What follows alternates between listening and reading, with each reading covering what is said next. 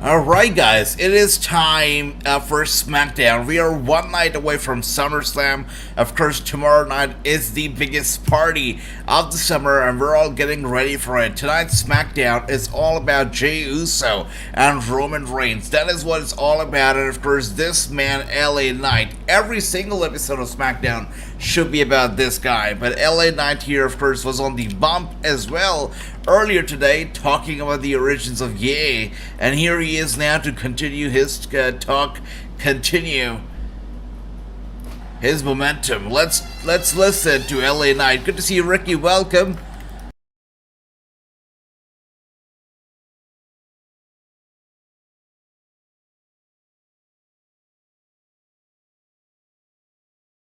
All right, let's see. Let me talk to you. And here we are. Let him talk to you. The SummerSlam weekend, they say the biggest party of the summer, right? That's right. But he's not booked, right? Well, then I look ahead and I see a 25-man battle royal. Really? And I just happen to think about all the Really? competitors that might be in this thing. Really? That ain't everybody. Really? Really? Really? Really? Really? Really?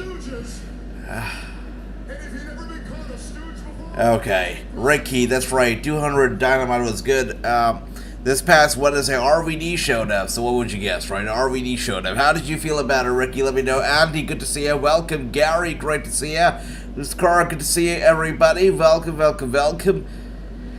And of course, they're trying to they're opening SmackDown with LA Knight, and they're trying to get us excited for our Slim Jim Battle Royal. They cannot get us excited about the Andre the Giant Battle Royal. They cannot find time to put Andre the Giant Battle Royal on the WrestleMania card, but they found time to put this one on the SummerSlam card, and actually are trying to get us excited about the Slim Jim Battle Royal.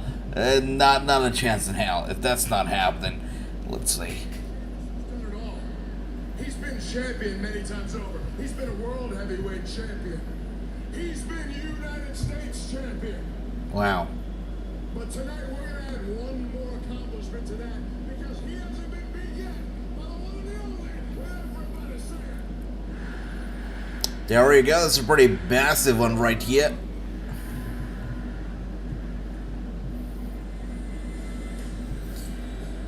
Wow. And coming up now is Sheamus. So are we really starting SmackDown, the go-home SmackDown for SummerSlam? Are we really starting this show with mid-carders?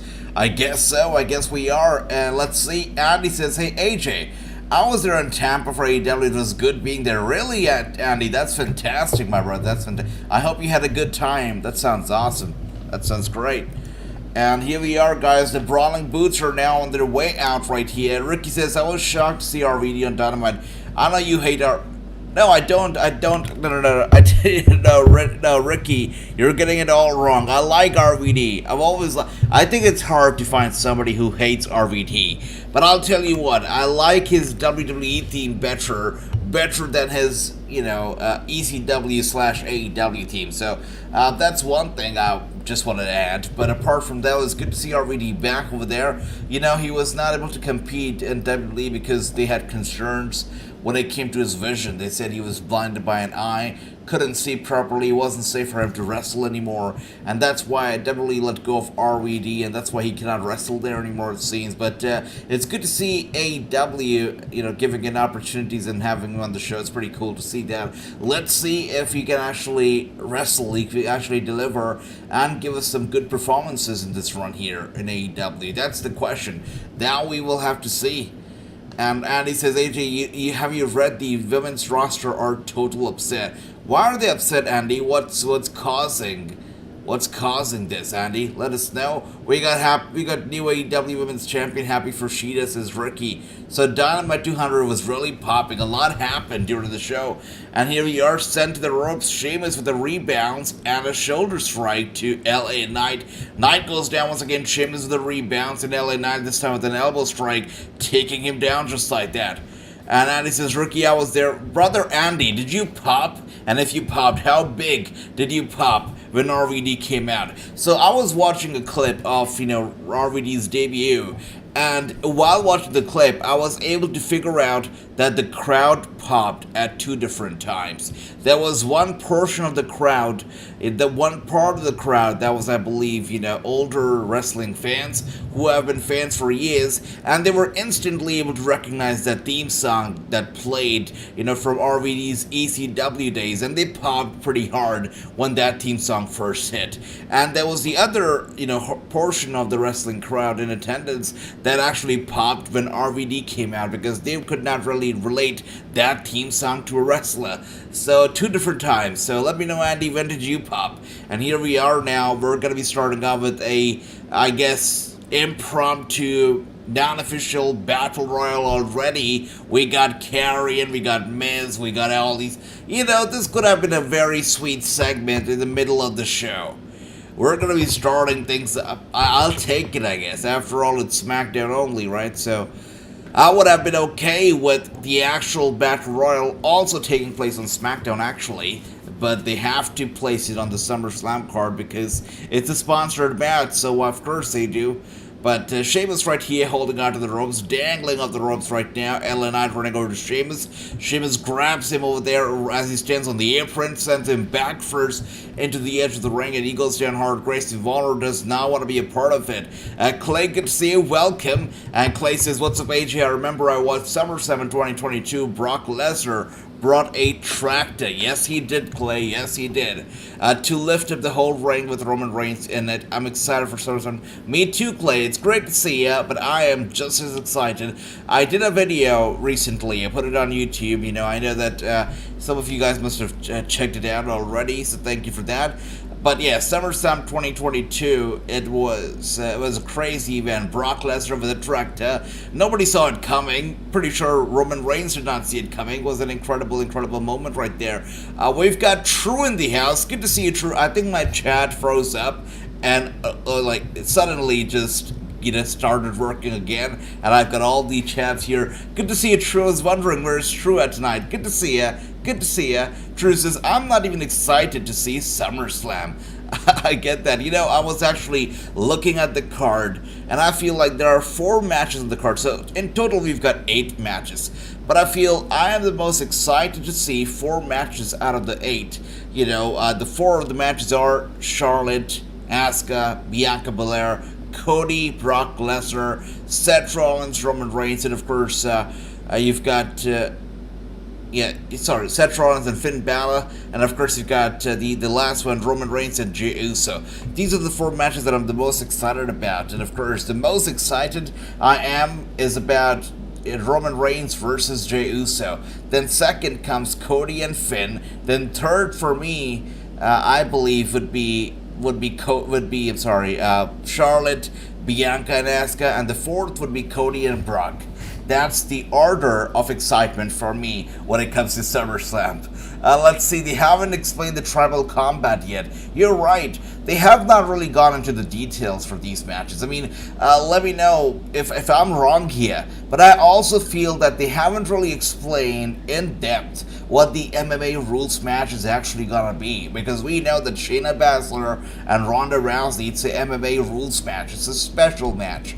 But I don't believe that they actually got down and explained us the rules, right? They never did. Okay, MMA rules match, that's cool. What about little Jimmy, who has never watched an MMA fight ever in his life? How is he gonna be knowing the rules? How would you expect for him to know what's happening? They should be explaining the rules earlier, before the actual pay-per-view, to get us excited about matches, That's what I'm saying, and that's where they're lacking here, just like the truth said. They haven't explained a whole lot, and they just expect people to figure it out, I guess. And that's that. Ricky says WWE Women's Division is upset. Not Becky versus Trish match at SummerSlam. So, I was reading some, threads recently, and I came across this whole theory that maybe Trish Stratus is the person who wanted her match to be taking place on Raw, because perhaps she is stepping away from the ring, perhaps she's retiring once again, and maybe she wants her last match to take place in Canada, and that's why she chose the Raw episode that takes place in Canada. That's a theory going around, a fan theory. No confirmation on it just yet, but that's the theory that is doing the rounds at the moment. Jonathan, Team Wrasslinews, it's good to see you, my brother. Welcome. That's right.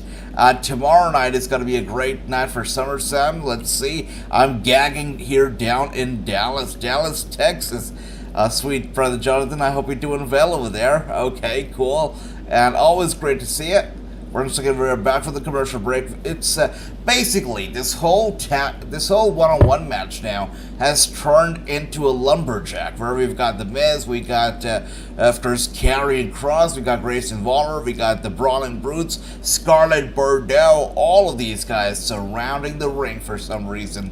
I'm not sure what that reason is, but they are just chilling ringside as LA Knight and Sheamus, they brawled it out inside the ring here. And Andy says this SummerSlam booking isn't really that exciting and all. They should put Rhea Ripley on the damn card. I agree with that. Rhea Ripley seems to forget that she's the champion, it seems, right? Or maybe they seem to forget that Rhea is a champion. It's a sad situation, but is it true? We got Nicholas here. Good to see you, my brother. And Nicholas says, enlighten me. What's the Battle Royal for again? It is for Slim Jim sponsorship money, Nicholas. That's it. And of course, the WWE gets that sponsorship money, and that's that. That's it. So again, to WWE, the only thing that I've got to say is that you guys absolutely crapped on the Andre the Giant Memorial Battle Royal. How do you expect for us to get excited about a Slim Jim Battle Royal? I can't. In theory, on paper, or practically, it's just not possible. It's not. This is the same company that keeps crapping on all these battle royals, and now you've got Karrion Kross laughing ringside. It's a very casual atmosphere around the ring right now. Nobody, and even including the lumberjacks at the moment, are taking this thing seriously, and you can tell. And he says, yeah, most of the Tampa fans went out of their seats when RVD came out. Lots of fans were not allowed to wear any of the promotions. Really? So even AEW did that, yeah? That's surprising to me. That is very surprising. So Andy here, for those of you who are, wondering, what we're talking about, Andy was actually live in Tampa for Dynamite 200, and Andy says that people were not allowed to wear, the fans were not allowed to wear other promotions' shirts. And usually that's some tactic that you see WWE carry out, on social media. You see security and the crew approaching fans, trying to get their posters down, signs down, trying to get their shirts off, get them changed to something else because they're wearing a specific promotion's t-shirt. And we never really hear AEW doing any of that, but it's surprising to see that, Andy. Thanks for letting us know. Thanks for enlightening us. That's surprising. But Rick says, okay, Andy, did you have any fun? I'm pretty sure Andy did. Andy says, the only thing I've cared about this year's SummerSlam is Asuka, Bianca, Charlotte. Me too. I feel like SummerSlam could be the final straw for Bianca, for her heel turn. This could be it. And he says, what's most fun of the time, Ricky? The building wasn't full at all. Wow, okay. Alright, once again, Jonathan, good to see ya. It says Brock and Cody match is a rubber match. What is a rubber match?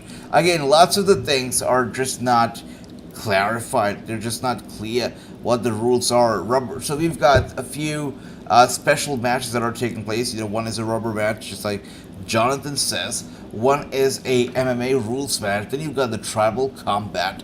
So a lot of stuff happening, right? So when it comes to a rubber match, it normally is a tiebreaker match. That's it. Basically, best out of three, I guess. That's what rubber matches are basically like, right? So that's it. Nothing more to it. It's got to be a traditional one-on-one match, just they're calling it a rubber match because it's a tiebreaker match. When both the opponents have an equal number of points or victories over each other, a rubber match is usually held to decide the eventual winner. And Cody and Brock, of course, they had their first ever match way back at Backlash, right, in Puerto Rico, where Cody actually, he won the match by converting the Kimura lock into a pinfall. Then the second match took place at Night of Champions in Saudi Arabia, where Brock Lesnar Lesnar actually won the match because of a referee stoppage. So this is the third and the final, hopefully the final match, and it's called a rubber match because it's going to be giving us, I guess, the winner, the real winner, because both of them right now have a point over each other. So that's that. Once again, it's a lack of clarification on WWE's part that gets people confused, right? I mean, a rubber match, and a lot of people would actually start assuming that's a stipulation. It's not. It's not. So it's WWE's fault here. It really is. By the way, here we are one more time. Wait a second. A-Town down? Is he also part of the Slim Jim? Oh my goodness, he runs away as he sees all these Slim Jims running over to him. And here we are now. The Lumberjacks are brawling between each other ringside. And Jonathan says, oh, I thought there was going to be rubber weapons and stuff. You know, you'd wish, brother. I mean, that would be pretty damn cool to see. That would be entertaining. But no rubber actually happening tomorrow night. True says, WWE knows that they have a bunch of Mark fans who cheer for anything they do, no matter how goofy it is. Yeah, that's right. I mean, they could have easily, honestly, they could have easily called this a tiebreaker match, right? And that would be okay, but of course. And we got Joe here. Good to see you. Joe says, hey, how are you? Nice to see you on here again. Joe, it is great to see you. Hope you're doing well. Welcome. Lovely to see you. Nicholas says, Botchamania moment right there. Yeah, here we are, by the way. Sheamus going after The Miz. And LA Knight trying to save The Miz here by rolling Sheamus up for the cover. Sheamus kicking out now for the bro kick to Miz. And LA Knight with an upper hand out of nowhere. Big move on Sheamus, and he pulls a number, gets the victory via pinfall. LA Knight is victorious. And I guess the best part about the opening of the Smackdown tonight was the fact that LA Knight actually won the match. Pretty cool. Good job, LA Knight. I mean, I would like for him to win tomorrow night, but I don't know if winning a Slim Jim Battle Royal is really going to be doing any favors to your career. I really highly doubt it, so I don't know, but still. You know, for the sake of it, I hope that LA Knight wins tomorrow night. And look at Karrion Kross looking all goofy as he stands in the ring right now. Okay, Karrion, all that hair, still not gonna make him look badass right now, you know, considering his placement on the card. And he says, Ricky, did you see a catch on NXT Rhea Ripley called Axiom a Power? She's not wrong. Axiom literally looks like a character straight out of Power Rangers. AJ question is, All In is sold out? All In is almost sold out. Almost sold out. They're like, what? I believe 6,000 seats away from selling out. So they're good, and I'm pretty sure they'll be sold out by the time the event happens. They're really making history here in the UK. AEW's first time over there, and they are in to make history. It's huge. It's huge. You like Tony Khan or not, you've got to admit the guy's making history with the All-In pay-per-view. It's awesome. And that's the fans' fault, Ricky. No one stops them from learning about AEW or the promotions history. That's right. We got Broman here, my brother. Good to see you. Welcome. Broman says, Karrion Kross looks like all the Shield members together. Wait a second. How does that happen? Okay, that's funny. That is funny. So, I mean, I guess so, because he's got the Roman Reigns hair. He's got the Dean Ambrose kind of body. Alright, but what about Seth Rollins? Where does Seth Rollins get in here, bro, man? You've got to explain a little bit. Alright, that is funny, though. That is hilarious. And let's see, All In is over 80,000. That's right, over 80,000. The capacity is about 90, so we're very, very close here. Very close. They are making history. We're talking a bigger number than Clash at the Castle. We're talking a much bigger number than this year's WrestleMania 2, if I'm not wrong. So, making history right here. And Broman, once again, howdy, my brother. Ricky says, All In is going to be live 1 p.m. Eastern, 10 a.m. Pacific, live on pay-per-view. That's cool. But I just realized this, right? Because we were talking about the rubber match. This is going to be the first ever in the 3 of these matches between Brock and Cody that's going to actually take place in the United States. Because the first one took place in Puerto Rico. The second one, of course, it took place in Saudi Arabia. This is going to be the first ever Brock and Cody match that will take place in the American soil. So that's awesome. That's right. And you know the American Nightmare is winning in America, right? There's no way in hell that he does not win in America. Jonathan says, trying to decide what food to hope for tomorrow's event. You know, every single, when I was in New York, right, when I was living in America, and we were having a watch party for WrestleMania or SummerSlam or Royal Rumble, I would order a lot of pizza. Like, you cannot have a watch party without pizza. You need pizza, so I would go for pizza any day. That's right. But yeah, also that's just me being a super vegetarian. And he says, I was hoping Moxley was gonna drop. I was once really pushed to try shrimp, and I did not really know what shrimp was back then. Yeah, and I just took a bite. It was very squishy. I bit on it and just burst into my, was the most, I cannot go on to explain it, but it was hard to swallow. It was hard to swallow it, that's right. But let's see, technically Puerto Rico is a U.S. law, really? Okay. How do I know? You know, were you talking to a foreign guy here? How do I know? All right, Jonathan says, let's forget I ever said that, right? Brock and Cody, they're on tour with all these different matches in different locations. That's right. It's the Brock and Cody tour. Yeah. Still, I'll tell you what, rubber match or whatnot, I'm not looking at this match being in the top 3 of the night. I'm not. I feel like, for me, Finn Balor and Seth Rollins has a lot more story going on. For me, Roman Reigns and Jey Uso has been an incredible match in the making for years. For me, Bianca Belair's heel turn is a lot more exciting than what Brock Lesnar is going to be doing, just for him to go back into the darkness and disappear for another 6 months or so. So, Brock and Cody, big props to Cody and Brock, both of those guys, sure, why not? But still, I don't see them being in the top 3 of the night tomorrow night, but we shall see. And we got Zane here. Good to see you, my brother Zane. Welcome. Zane says reports suggest Randy Orton may return tomorrow or so. Matt Riddle, by the way, has been quite upset with his recent booking. He recently put out a tweet. You know, he's still using Twitter. I'm just kidding. Or should I say X? I don't know. But he put out a post on X recently. Oh wow, John Cena, by the way, Netflix, #1 movie in the US worldwide, Hidden Strike. John Cena co-starring with Jackie Chan. Who's seen the film? Anybody? Let me know if it's good, if it's worth watching. Let me know. And here we are now with the Lumberjacks still brawling. Don't tell me that we're gonna get like a 3 versus 3 tag team match later on tonight. Do not tell me that, because I don't want it. No. Oh my goodness, we're getting a tag team match, don't we? I hate this. Come on. Brawling brutes against the OC tonight. It's Fight Night Part 2. Sign me up. No.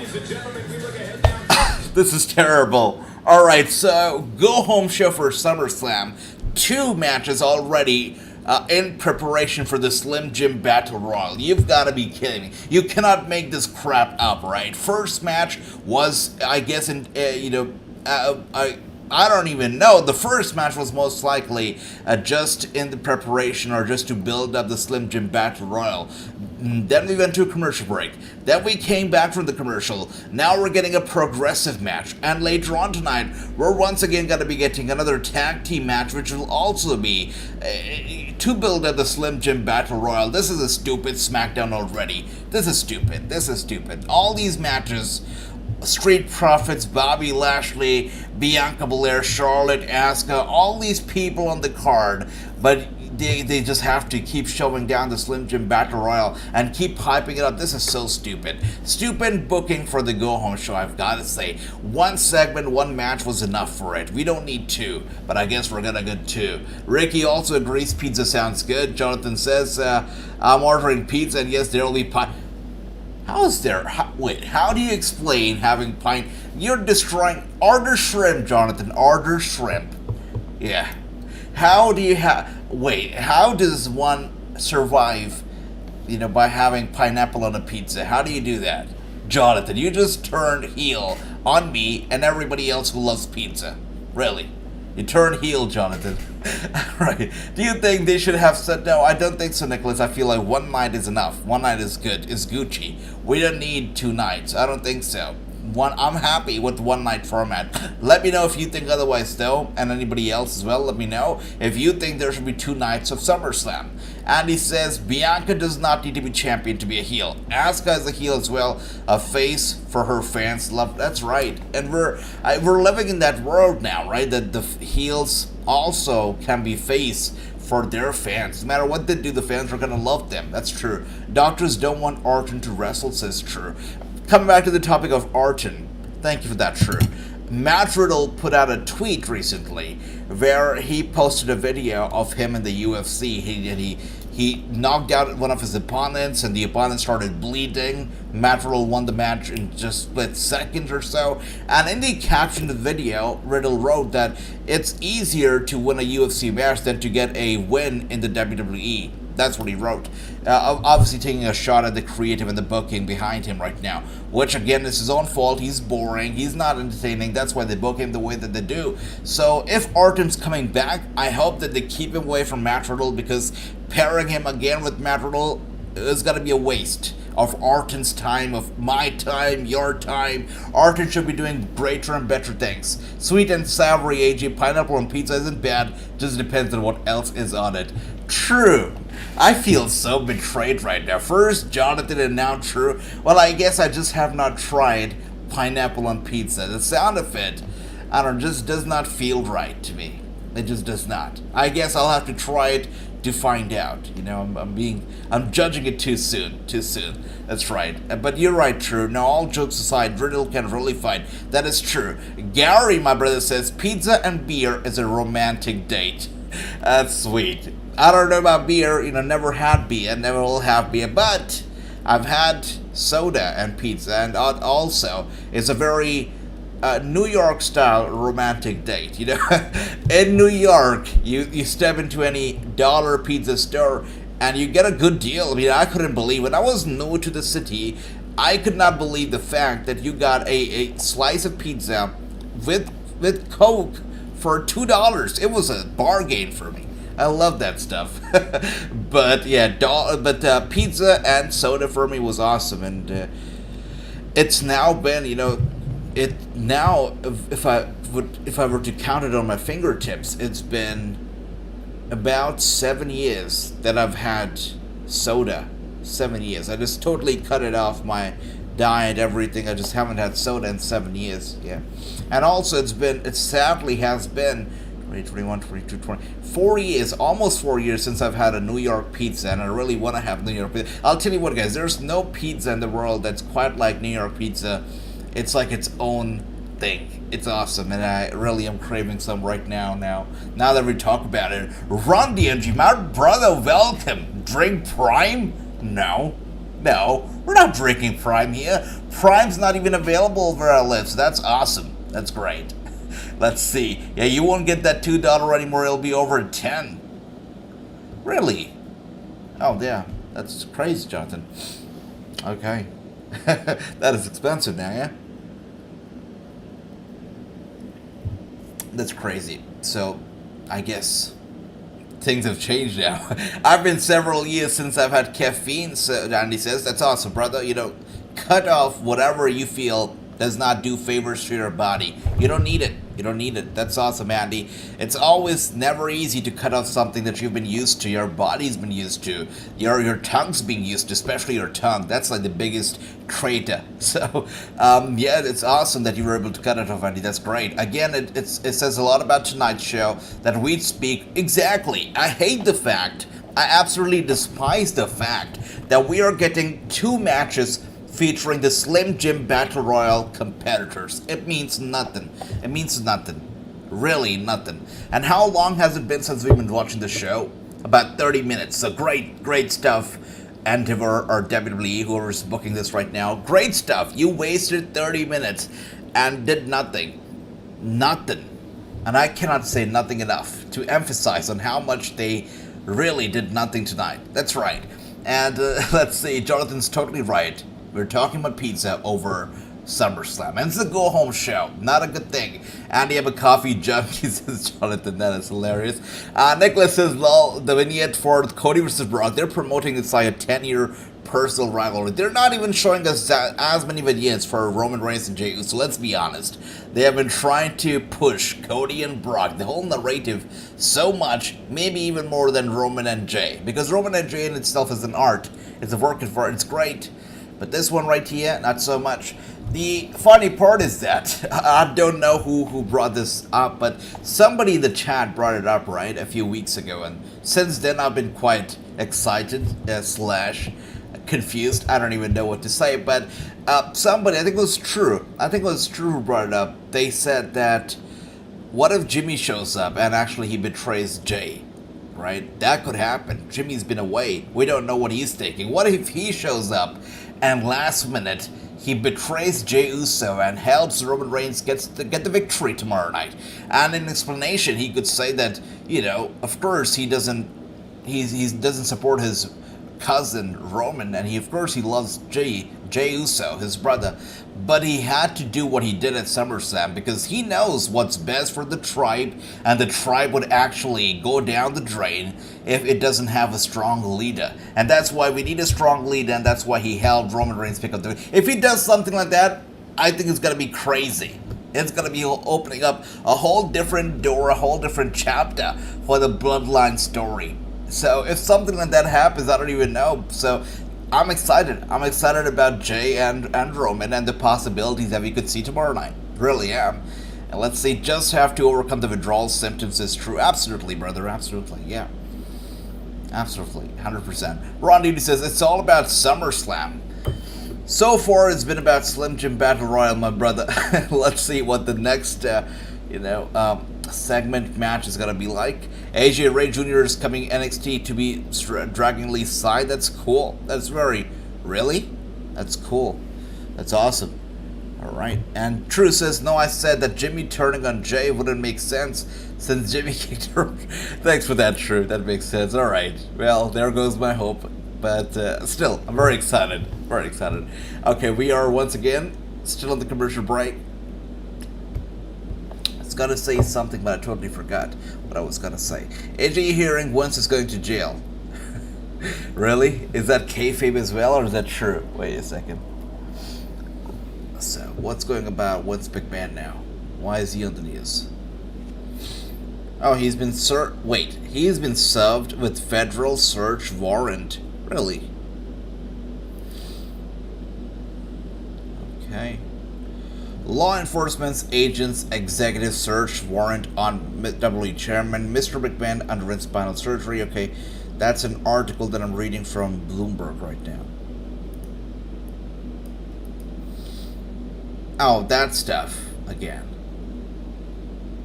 It's all related to the allegations that he paid millions of dollars to settle the claims, the misconduct claims. All that stuff is coming back to haunt him. You know, what goes around turns around, as they say. Oh.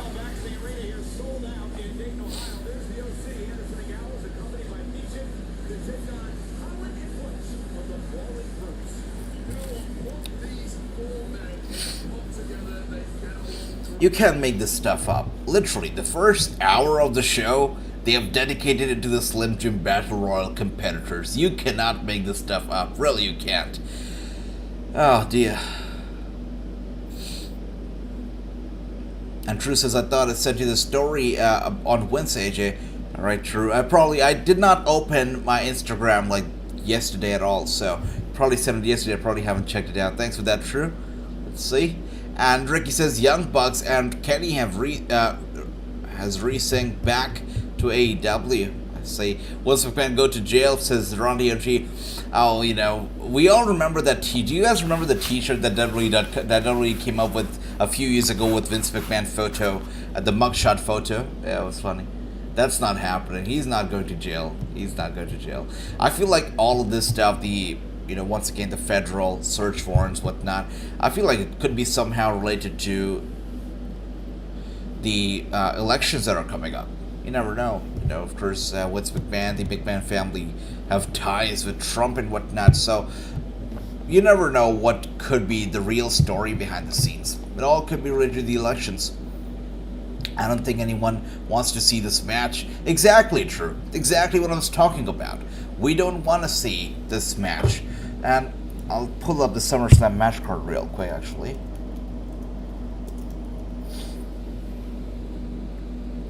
Ricky. It's alright. I know that tonight's SmackDown has like a random theme to it, and we are seeing random matches happening for no reason. But wow, I've not heard of that name in a while, right? Bobby Roode. That is like random.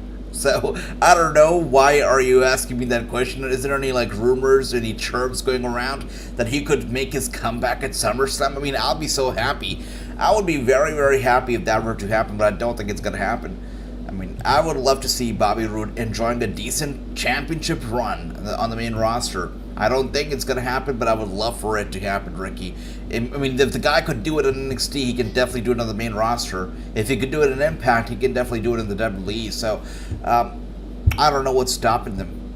I don't. You saw the dirt sheets. All right, Ricky, that's sweet. That is sweet. Okay. Oh, dear.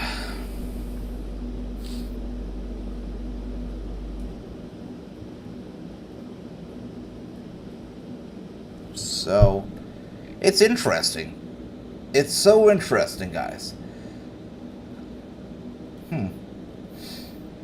This is actually very interesting.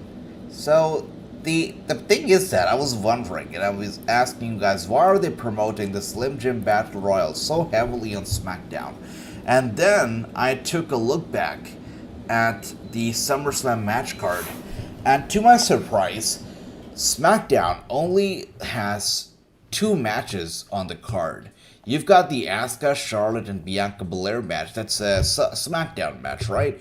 Then you've got the Roman Reigns and Jey Uso match. That is also a SmackDown match.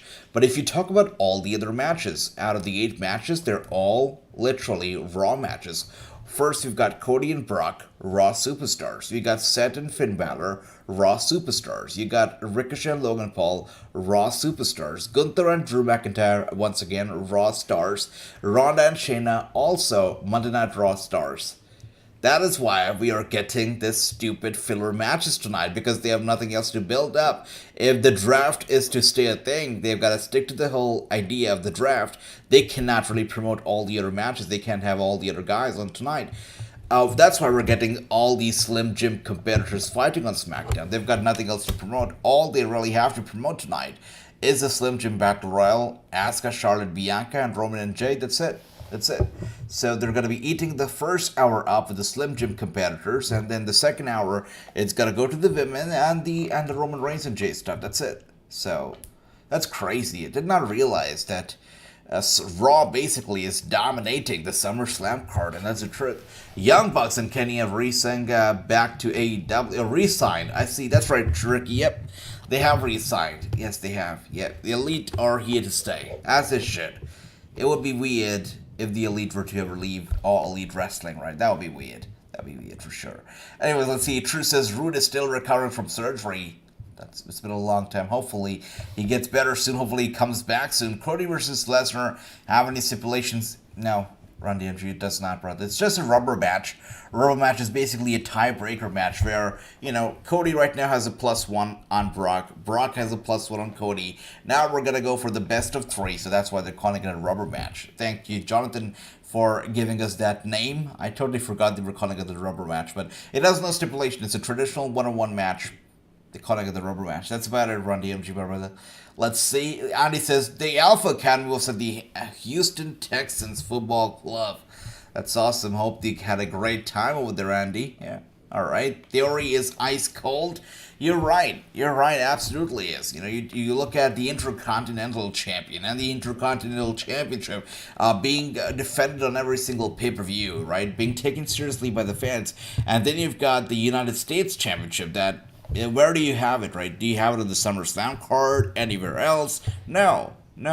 It's just, no. Because Theory is ice cold, and that's the truth. You're right. He came up, earlier tonight. He attacked one of the Slim Jim Battle Royal competitors. All right, cool. Rampage will win the night, says true. I think it already has, to be honest, true. I think Rampage has already won the night. It's just not a good show, and Rampage will definitely be better, because the thing is that, all right, matches aside, quality of the matches aside, it's the go-home show, right? The go-home show should be a blast. It should have us all on the edge of our seat. This one is absolutely not doing it. It doesn't feel like the go-home show. You're not seeing Roman Reigns, or you're not seeing all these big names. You're not seeing anybody promoting their match. So far, it's all Slim Jim. Like, this match is pointless. The first match, we still got it, right? We got it. We had all the lumberjacks surrounding the ring, all the Slim Jim competitors surrounding the ring. We had LA Knight, who wants to be the guy to win the match. You had Sheamus, another one of the, I would say, promising guys on there. But, this match here makes no sense. It's just stupid. It really is. Let's see. I would throw a party had the Elite left and disappeared, says Andy has got no love for Elite. I see. American Nightmare documentary, very good, says Run DMG. Go home show, no good in WWE. That's true. That's true. They don't know how to do go homes when it comes to the go home shows, or even when it comes to the kickoff shows. WWE does not care. I mean, the kickoff shows, they don't really have wrestling do it. They don't, right? NXT, okay, they can have wrestling once in a while for the kickoff, but the main roster shows do not have any free wrestling on the pre-show. They don't. And tomorrow night is going to be no different. You would expect for the Slim Jim Battle Royal to be in the pre-show, but it's not. It's all there on the actual pay-per-view card, so that's that. Gary says, how can we get worked up for a wordless, do-nothing Battle Royal? Exactly, Gary. And, again, I've said it before, I'll say it again. They cannot, in hell, book the Andre the Giant Battle Royal properly. How do they expect to book this one properly? And how do they expect for us to get excited about a Slim Jim Battle Royal? That's hard to do. Really is hard to do.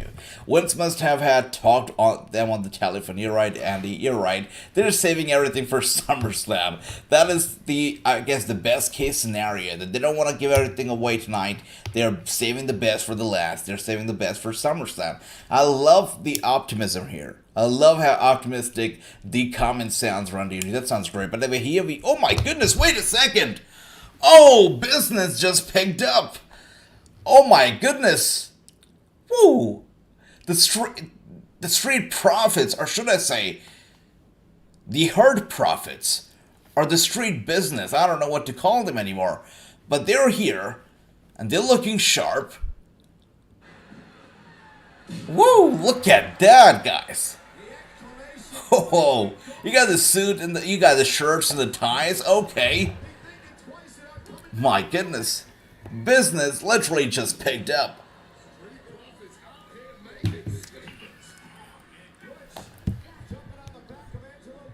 Yeah, we got the smoke, Run DMG. We got the smoke. That's right. Man. They're looking good, right? They're looking good. Angelo Dawkins looks like he just came back from his 9-to-5 job. Or he was in attendance. Angelo Dawkins, honestly, looks like a fan who was sitting ringside and he was tired of all this crap that they'd been putting on. So he got in the ring and decided to shut this match up because he knew how boring it was. Oh my goodness, but they are looking good here. Cool stuff. Street Profits. They're here. No Bobby Lashley, so I guess we're going to get some answers following SummerSlam, but this was cool. This was definitely cool. And I guess kind of explains why we had this match, I guess. Yeah, alright, so Nicholas says, what confuses me is that they have Santos in the Battle Royal, but he was supposed to compete with Theory for the title tonight. I guess, oh my goodness, you're right. Did he not defeat Rey Mysterio in that match where Mysterio got injured? And he was qualified to compete for the U.S. title? Yes, he was. And Lashley here.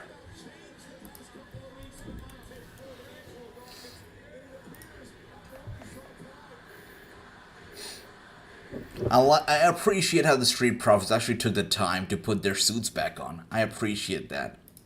As a guy who loves suits himself, I really do appreciate that. Alright, cool stuff. That was nice.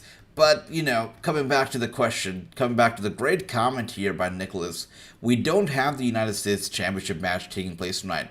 We don't. They have now advertised it. They're not talking about it. We don't have that match. It's interesting. I like it too, True. I loved it. I loved it. This was perhaps the best part about the show so far. Really was. Good stuff. So the Street Profits, Bobby Lashley, they've already started to make their presence being felt here on SmackDown. For a second, I thought, why do we have a Tiffany Stratton video package here on SmackDown? But that's Charlotte, who's just dressed as Tiffany. Okay. This shot, being the 14-time women's champion, it's in my blood, like winning. Tomorrow is the biggest women's match in SummerSlam history. Bianca Belair, ESC. Why is she talking like a... She's dressed and she's talking like a spoiled brat. Is her gimmick not supposed to be the queen? Elegant, graceful, all of that stuff. Here she is talking like she has a sugar daddy, buying her all these drinks and her boats. What the heck? Okay, cool. But AJ, are you going to the Impact's next pay-per-view? Yes, Andy. Yes, I will. Absolutely. And I loved it. True. I loved the whole thing with Bobby and the Street Profits. The best part of the show so far, without a doubt. Did you see Hammerstone lost the MLW Heavyweight title? Yep, he was supposed to lose it a long time ago. Just like I said, Hammerstone was supposed to drop the title to Karrion Kross last year. But Karrion Kross said no. He said that he cannot, get their title. He does not want their title because he is supposed to be getting the PCW Ultra Heavyweight Championship. That was the plan. So Karrion said no. And that's that. MLW also offered him a contract, to which also Karrion said no. Did not want to be an exclusive for MLW. And he did the right thing because a few weeks later, Triple H came calling, and of course he joined SmackDown. So good stuff. Karrion did not join MLW because he would have absolutely regretted that decision. Let's see, it's happening. Bianca is next, is true. That's right, they're coming out next. Sweet. So SmackDown, the business is picking up here. And do you think Cora Jade will join Damage Control since she said bye to NXT? I feel like Cora Jade in herself is such a personality. She's so good, right? She doesn't need to join any stables, any factions. I don't think so, Andy. I feel like she can be her own self and really succeed, really go to great heights. Does not need to join any factions. I don't think so. I feel like she has so much to offer. Joining a faction will perhaps limit her from showing her absolute best. So perhaps no, maybe no. But let me know what do you think if she should join, the faction. And here we are now. Sweet stuff. Ashley's a brat, says true. Well, that's true. I guess that's true. Alright. Yeah, Hammerstone got beat. Yep, brother, true. That's right. Hammerstone to NXT. Run, DMG. No, it's not happening. It's not happening. Andy says, unfortunately, Hammerstone lost his belt to dumb Alex Kane. Couldn't he lose it to Davey Boy Smith Jr. or something? Well, that's MLW's decision, right? They are the ones making the calls. They're paying Hammerstone a lot of money, though, so I know he's happy. They're playing him. I heard from good sources that they're paying him about $250,000 or $200,000 per year, and then on top of that, your traveling, your accommodation, all of that is covered by MLW. He is the highest paid MLW star there's ever been, so it's pretty cool for him. Like, he's set, and that's why he doesn't have that hunger inside of him to go over to the WWE or AEW, because he's set. He's not working the most hectic schedule. He's working an easy schedule. He gets good money, so he's happy. That's why you don't have that fire in him to go to the big ones and go to the big shows and get to the big promotion. He doesn't have the fire. That's the truth. Let's see. Davey Boy won the title, says Run DMG. Alex Kale won the belt from Hammerstone, says Andy. Alright, that's cool. That's cool. You guys know all about your MLW. And here we are now once again. Commercial break at the moment. And let's see what else do we have coming up. I was taking a look back at the history of SummerSlam, actually, because I was thinking, should do a short on the top 5 moments of SummerSlam history. I did a short recently. I put it out there a few hours ago. Check it out when you guys have some time. But, it blew me away that there have been so many great moments that happened at SummerSlam. And I would like to ask you guys a question. Which moment do you think was the moment, the best moment in SummerSlam history? We've got very good contenders, you know. We've got the 1991 SummerSlam where Macho Man Randy Savage and Miss Elizabeth got married, right? One of the most real marriages ever to take place inside a wrestling ring. That was, we had balloons, we had confetti, we had flower girls, we had real life couple that was Macho Man and Elizabeth tying the knot in front of the fans. It was a real wedding. Of course, still a kayfabe wedding because the two were already a couple. The two were already married a few years ago. 1984 was when they got married. 1991 was when they tied the knot in front of the fans inside the wrestling ring. And funny enough, a year later, 1992, they actually divorced. So you can say that 1991, their wedding on camera was the beginning of an end. That's what happened. It was quite weird in that way. But yeah, we have had a lot of great moments in SummerSlam history. But once again, let me know, guys, what moment do you feel was the best, the number one? What's dumb about that, Andy? Alex is a top guy in MLW. Bombay Fight Club. I like that shirt. I like that. Okay. And Randy says Bret Hart versus Davey Boy Smith, Wembley Stadium. Yeah, that's right. That's right. Talk about the moments, Randy. It gives me goosebumps. SummerSlam has so much history behind itself. It's crazy. Tomorrow, we could be in for another historic event. You never know. And here we are now. Paul Heyman does not look happy. The split with the Bloodline has taken the smile away from his face. He does not smile anymore. Look at Paul Heyman. Let's listen in. Ladies, if there are any in Ohio. Oh my goodness. Oh goodness. Ladies, if there are any in Ohio, I'm gonna steal that. My name is Paul. Well, I guess that is why he was not smiling. He doesn't know if there's any ladies watching him tonight. Alright, so, let's see.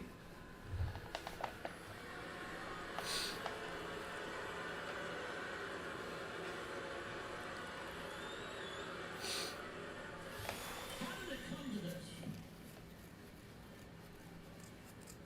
This is not what your tribal chief, Roman Wow. Reigns, wanted. The boos are so piped in, guys. Okay, I understand there's a few different guys doing the thumbs down, but the boos are so well placed and so, timed that it's obvious that they're piped in. It's cringy. You don't have to pipe in boos. Cheers, I understand, but boos? Jimmy Uso, I don't know. who you will But the boobs are absolutely piped in. Oh, I did say boobs? I meant boos. Piped in. You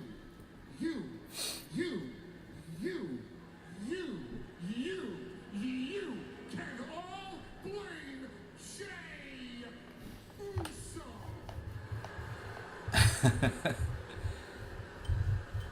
Wow. Okay. Now, the former right-hand man, the former after tomorrow main event, Jey Uso wants to push your tribal chief to pieces. What happens to Jey Uso tomorrow night won't be Jey Uso's fault, won't be your fault, won't be my fault. It'll be the accountability of your tribal chief, Roman Reigns. Wow. There will be no regret. There will be no plea for absolution or benediction or forgiveness. But when Roman Reigns enters this ring tomorrow night at SummerSlam, ladies and gentlemen, he will be cognizant of the fact that Roman Reigns is entering a match called Tribal. Finally, we're getting into. I know True is happy right now. He is talking about the tribal combat. They're finally gonna be explaining it, True. Let's listen in. Isle of Samoa. Okay. Don't wear crowns. Chiefs wear the sacred Finally. of the Ulafala. And the only way to seize such power is through tribal combat. General Wow.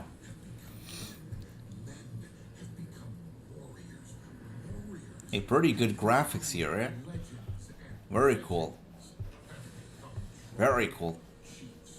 The red Umafala, those are what high chiefs were. If it was something like that, then our bloodline comes with utmost respect. Wow.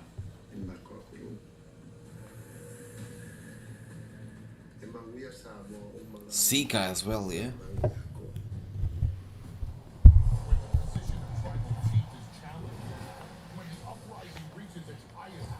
This is great.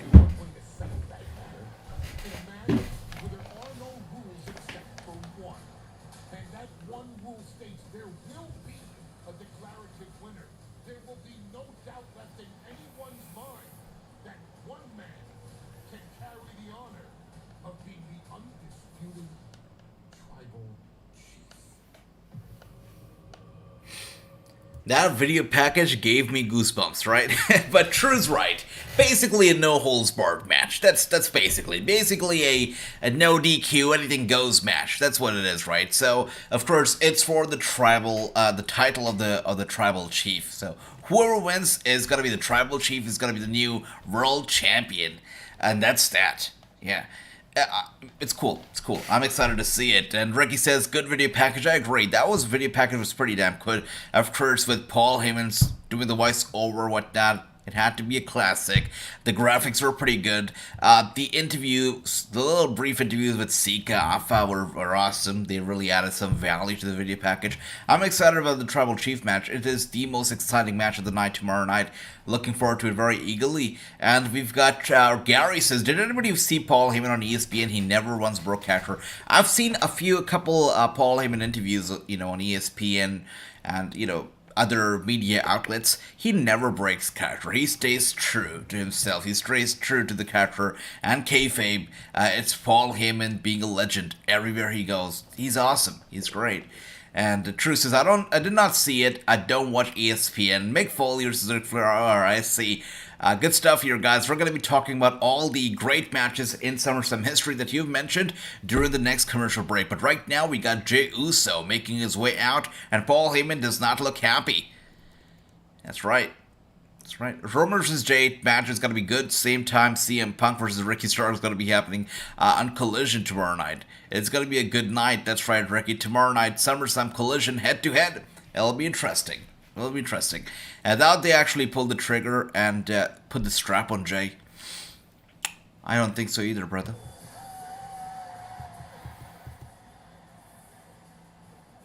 It's not happening. Roman Reigns is not losing tomorrow night. He's not. We're talking about a guy who went through so much all these years. We're talking about Roman Reigns, literally. Brock Lesnar coming out with a tractor, flipping the ring with Roman Reigns in it. All of that stuff happened. Roman Reigns did not lose his championship. Tomorrow night, he's fighting Jey Uso, a guy that he knows so well, a guy that he knows all about him, his movesets, everything, his weaknesses.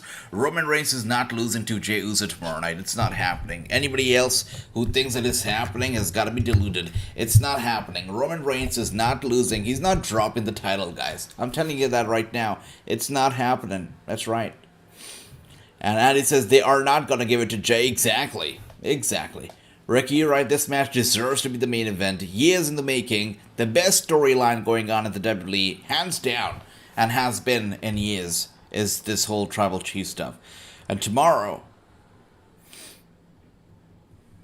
the reign will continue. Just trying to catch his breath. That's okay. Happens to the best of us. That's alright, Jey. Take your time. Take your time. And Andy says, Roman should lose, but he won't. That's one of the major problems WWE continues to do for a long time, says Andy. Still trying to catch his breath. That's okay, Jey. Somebody give him some water. Nicholas says, it's not going to happen, but I'll be interested to see what happens after SummerSlam as far as Roman Reigns is concerned. This is a high point of the storyline coming to a head. Absolutely. Years in the making. Years and years in the making. Tomorrow night, it's an interesting point in the whole Bloodline storyline. It's not going to be coming to an end yet. It is going to go all the way to WrestleMania 40. That's what I believe is going to all come to an end. It's going to wrap up. hopefully. I think it's going to continue for another 6 months or so. Yeah. I'm gonna light him up with one of these sticks. Okay. Did anybody else catch that video of Jey Uso's son speculating or, like predicting the winners of the match at SummerSlam? He's a pretty charming guy. I could see next wrestling him. Hey, this one he forgot to mention though. Passion, you see right? Randy says Roman Reigns is gonna beat Bruno Sammartino's record 2,000 days plus, yeah? So we're gonna be in the Roman Reigns era for years and years to come. I see. Alright, Randy MG. That'd be cool. Culture. I'm bringing all that tomorrow. Tomorrow, I'm beating Roman Reigns to become the undisputed WWE Universal Champion. Fired up Jey Uso right here. Look at him. And who's coming now? Is that Solo? Oh, okay. Should have known it better. Solo Sikoa coming up now. Okay.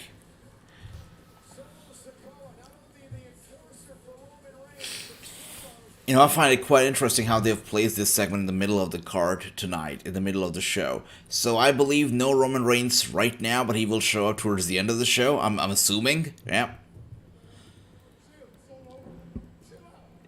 I got you, Andy. I will wake you up. Hit the snooze button. I will wake you up.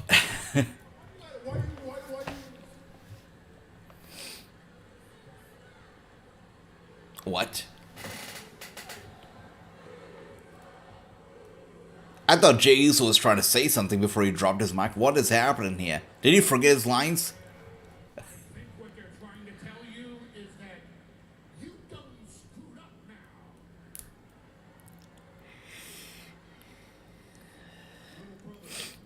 Little brother, you my brother though. It don't matter what happened between me and you. You always my brother, so I can forgive you, okay? Is he wrestling? My games ain't it no more. All right, they did the same thing to me. Really? Second orders, woman probably gave you orders right now. And I'm telling you, OG is saying the same things he said to you. No way he's wrestling. Oh my goodness.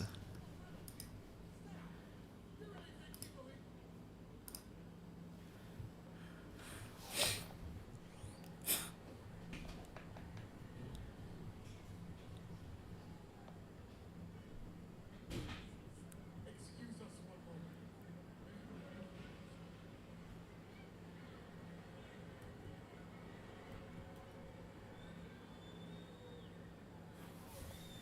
Wait. So am I behind everybody else? Okay, I probably am.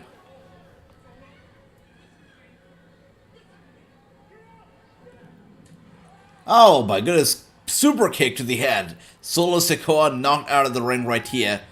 Okay.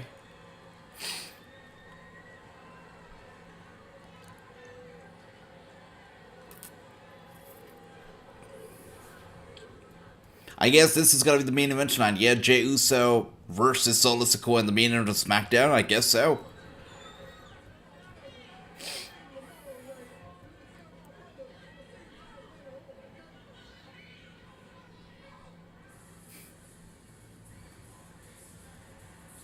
Sikoa will not forget. As he Jey Uso in our main event. Well, they are wrestling. Okay, cool. Cool, I guess. Cool. So they are wrestling in the main event. Jey Uso and Solo Sikoa are going to go one-on-one in the main event of SmackDown. And I think Andy's right about this. This is the underdog thing that's happening. He is an ultimate underdog. That's why he gets no privileges of, taking the night off, not squaring off in the ring and whatnot. It's all about being an underdog. And Jey Uso, he's got to keep up the grind. He's got to keep up the hard work because tonight in the main event, he's going to fight Solo. So, he's gonna fight one brother before he fights his cousin. That's gonna be tomorrow night. Nicholas says, what I think they're gonna do is have Jey assault Solo, or both of them, and Paul, so they don't make it to SummerSlam with Roman. That's interesting. I wonder if Roman Reigns shows up. Pretty sure that Roman Reigns will show up, right? I mean, he's got to show up in the main event. He's got to show up and close the show. The question is, who is going to be standing tall towards the end of it? Is it going to be Jey? Is it going to be Roman? I think it's going to be Jey. Just like Nicholas said, that could happen. He could actually, assault, injure Solo or Paul as well. And, just to have them miss tomorrow night, it could happen. Whiplash, he is recovering at home, and he is considered day to day. Ladies and gentlemen, please welcome United States Champion, Austin Theory. Thank you, Kayla, for reminding me that he is still the U.S. champion. I almost forgot about it. Escobar, who won the United States Championship. How exactly did he win? You're talking about the same Santos that I just talked about. I don't believe it's true.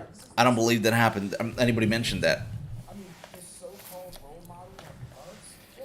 Sure, Brother Randy. Have a good night. Sleep well. I will see you tomorrow night for SummerSlam. It's going to be a good night. It's going to be a great night, and we're going to have fun.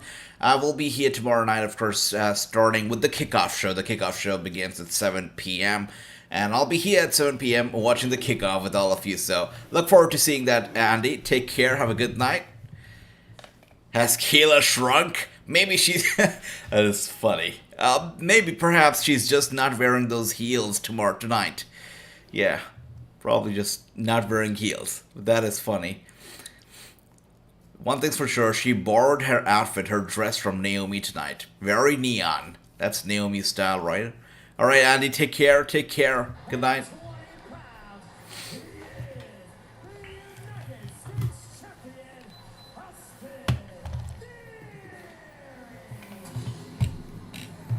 Cool.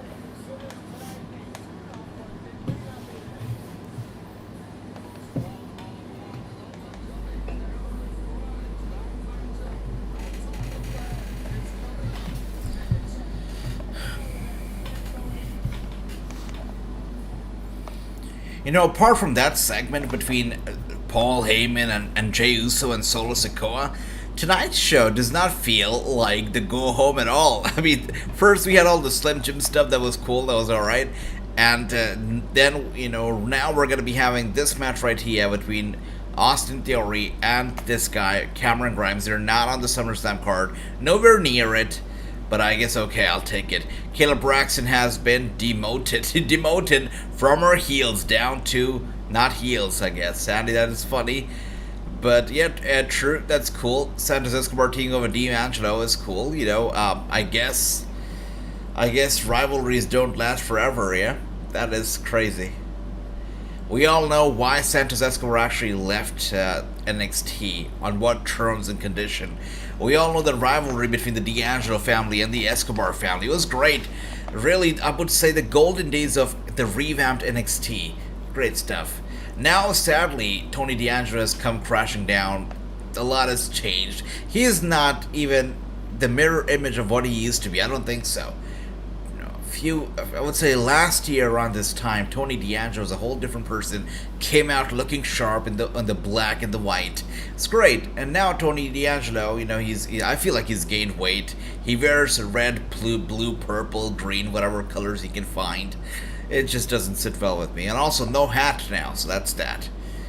She's not on the bump anymore. Really? Who replaced Kayla Braxton on the bump? That is interesting. Wait. Who replaced her? Wow. I'm surprised. Very much so. I don't watch the bump, but I see it now, okay. Kayla Braxton steps down as the host of Bump. After 7 years. Bump's been going on for, okay, since 2019, okay. Kayla Braxton has announced that she will no longer be hosting the show.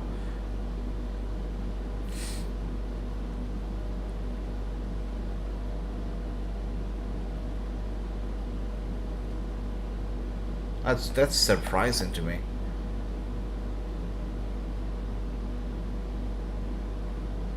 Really? I'm surprised. They're replacing her with Megan Morant? Really? Wow. I don't know what caused this change, but I felt like Kayla Braxton was the heart in this. I don't even like Bump. I hate Bump, right? But I felt like Kayla Braxton worked very hard on the Bump and really did a cool job with it. but she is being replaced by Megan Morant. Okay, I guess change is, I guess, in the nature of the world. So you've got to get some changes sometime or the other. And Kayla Braxton now being replaced by Megan Morant. So we shall see what happens. The Hurt Profits and Tribal comeback video having the best parts for it. Yes, I've got to agree. The Tribal comeback video was amazing. And so was, watching Bobby Lashley there with the Street Profits. Again, I really appreciate the fact that the Street Profits actually put on those blazers, those jackets, before walking over to Bobby Lashley. They like to look sharp. I like that, and I'm excited to see what's next. I'm excited to know what they're going to be called now. Are they going to be called Hurt Business? They're going to be called Street Business? Or Hurt Profits? I don't know, but I'm excited about the future for these three. Also, they will be eventually joined by the NXT guys, right? They're going to be joined by Trick and Carmelo. That's what Bobby Lashley did mention their names, and pretty sure he did not mention their names for nothing, so they'll be joining them eventually, I guess. So excited to see what's next for these guys. Maybe she got bored with it.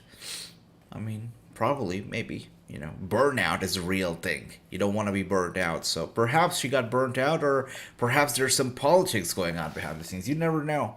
And I guess these are the kind of things that we can only speculate on, and we'll never get to know the real story because it's a corporate world, and things, they don't have to disclose everything to the public, right? That's not a part of TV, so that's that. And here we are now, finally, to the moon here we are. Cameron Grimes going one-on-one against Austin Theory. So, Ron DMG, or was it Nicholas, who mentioned that tonight, this guy, Austin Theory, was actually set to defend his title against Santos Escobar, because Santos Escobar defeated Rey Mysterio. Oh, Escobar coming out now. That's right, there he is.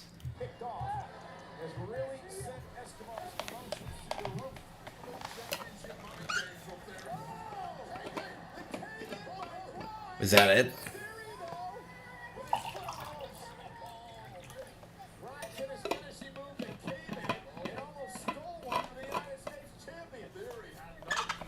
Actually, for a second, I was quite happy to see that the match was almost coming to an end, just a few seconds into it. But sadly, Austin Theory was able to get that rope break done, and of course the match still continues here. We got Cameron Grimes chasing him down to the ringside area, setting him over to the barricade. Back first into the barricade once and twice. Austin Theory collapses down here, and Cameron Grimes is angry. Going after Theory again, grabbing him from the back, setting him back into the ropes, and Cameron Grimes here looking to climb the top turnbuckle. I know, yeah.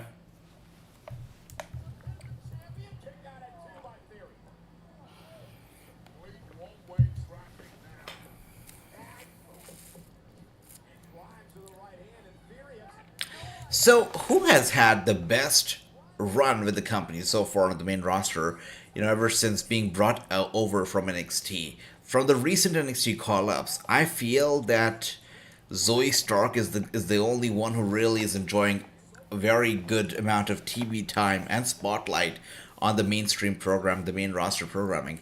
Apart from Zoe Stark, who else is enjoying some success on the main roster right now? I mean, the recent call-ups. Anybody else? Let me know if you guys can pinpoint somebody else who's enjoying just as much time on TV as Zoe Stark is. Good question, got me thinking too. Gary says, there's nothing about tonight's show that makes sense, that wants to make me run out and see SummerSlam. Exactly, Gary, you're totally right about that. And that's how I felt when Adam Pearce announced that, okay, now we're going to get a tag team match so that these guys can settle their differences in the ring. I mean, I flipped out when that happened because, it was all about the Slim Jim Battle Royal. We started off the show with it, and that was a weak point to start off the show with. But I guess that was okay. I was like, alright, cool, that's a chill start. We got the Lumberjacks and whatnot. It's always good to have Lumberjacks and, a nice, sweet start to the show. I was not against it. But then we had a second match featuring the Slim Jim guys, and that just was crazy to me. It made no sense. But I guess they were able to make it up for it with the Street Profits coming in. That was a cool moment to see the Hurt Business together. But after that, we got the promo, and now this match, it does not need to be here tonight because either of these guys are not going to SummerSlam. They're not. So this match makes no sense. So you're right, Gary. I mean, we've been watching this show for about 1 hour and 15 minutes.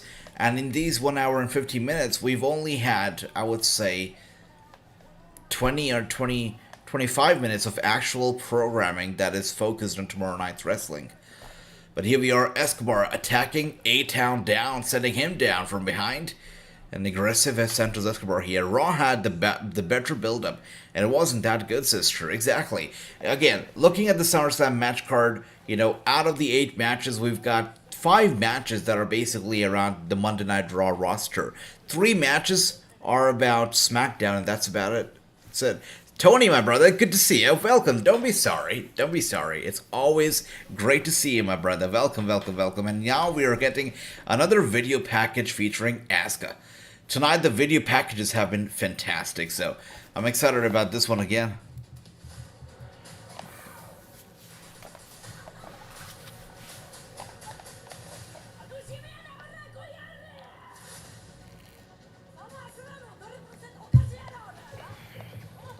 Yeah, me too, Gary. Yep. He should. He really should.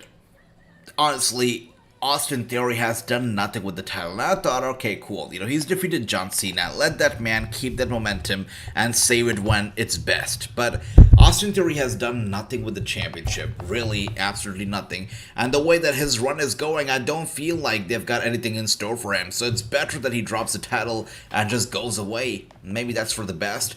Off the record, I was crying joyfully to see Hikaru Shida, a two-time AEW Women's Champion, on Dynamite. I know, I missed you guys. I couldn't watch Dynamite this past Wednesday night because I was busy. I had to go to the embassy to get my visa paperwork done, so I was busy with that. But yeah, it was a great episode. Fantastic. 200 special episode of Dynamite. Shida won the championship. That's awesome. And again, SummerSlam. Now we're going to be talking about Asuka, Charlotte, and Bianca. That was a very brief video package featuring Asuka. What's happening in the ring here? Okay. Who's the guest?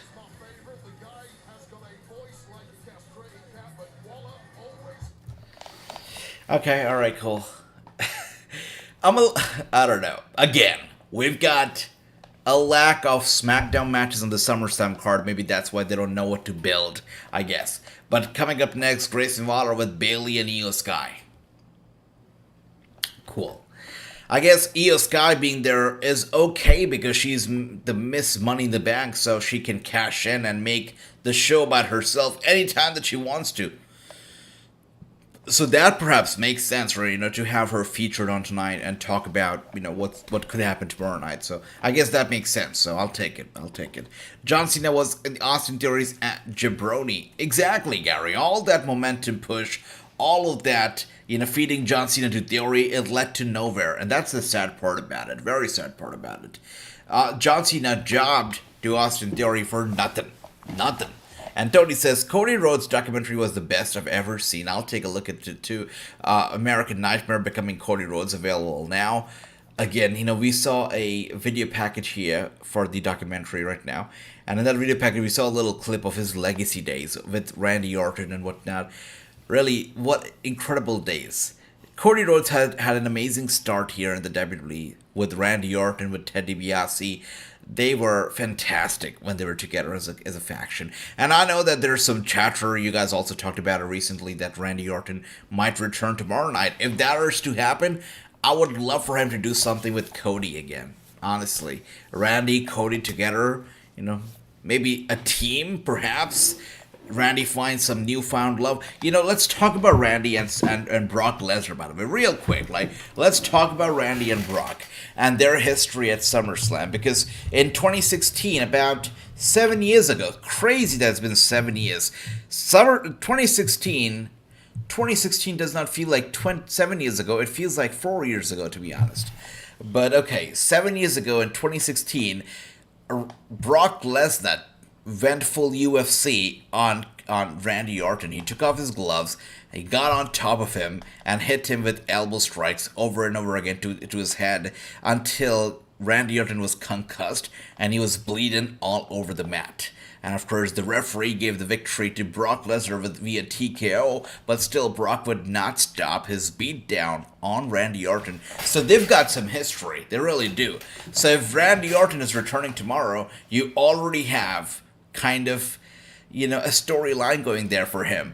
That's 7 years in the making. He finally could get his retribution on Brock Lesnar. He could come out. He could help Cody, who's about to lose to Brock, and who's about to once again be victimized by Brock Lesnar. What about Cody Rhodes is laying flat on the mat. Brock gets on top of him and starts hitting him with those same elbow strikes that he hit Randy Orton with, about to crack his head open. When Randy Orton comes in, hits Brock Lesnar with a punt, and that gives Cody Rhodes a victory. And then we get a kind of a union, a friendship between Cody and Randy going on, and that goes on for a bit. They become the tag team champions, and then Randy turns on Cody, and then we got this rivalry, and that goes on until the Royal Rumble, where eventually Cody maybe wins and then challenges Roman Reigns for the championship. That would be crazy. That would be crazy. I mean, talk about wrestling genius, guys. I know that I got goosebumps just thinking about this potential storyline. I got goosebumps. I mean, I don't know if WWE is watching this right now. I'm pretty sure they're not, but somebody should send this idea over to the creative, because this is a great idea. Randy helping out Cody tomorrow night, then leading to a friendship, followed by a rivalry, followed by Cody going to WrestleMania, getting his moment. This is incredible. Let me know, guys, if you liked my creative, because I feel like it's awesome. It was great. Yeah. Think about it. Think about it. No, true. I swear, I just came up with that. I swear, I'm not even kidding. I literally just came up with the idea. Yeah. Wasn't that great, though? Just think about it. Just think about it. The same damn spot. Wait a second. We're going to see Kid Rock tomorrow night? Really? Oh, wow. Oh, he narrated the opening of the show. It feels like WrestleMania 25 all over again with Kid Rock. It's been a while since I've heard this name, Kid Rock. It's cool. It's cool. And now the Miz... that's right, the Not Miz TV show, Grayson Waller effect. Yep, that's right, Tony. And Tony says, Bianca, Charlotte, or Asuka. Io is gonna go all in and become champion. You think there's a cash-in coming tomorrow night? Yeah, alright. By the way, nobody talked about my amazing booking featuring Randy and Cody, and I feel like that goes on to show that I am pretty terrible at booking these shows. Okay. Feeling quite demotivated right now, guys. Give it a break, says Tony. Alright. Mike Rome, you're not Justin Roberts, says Tony. Exactly. Exactly. He sounds so much like him, though, right? Okay. He's a bigoted piece of crap. And come on, Grayson Waller now.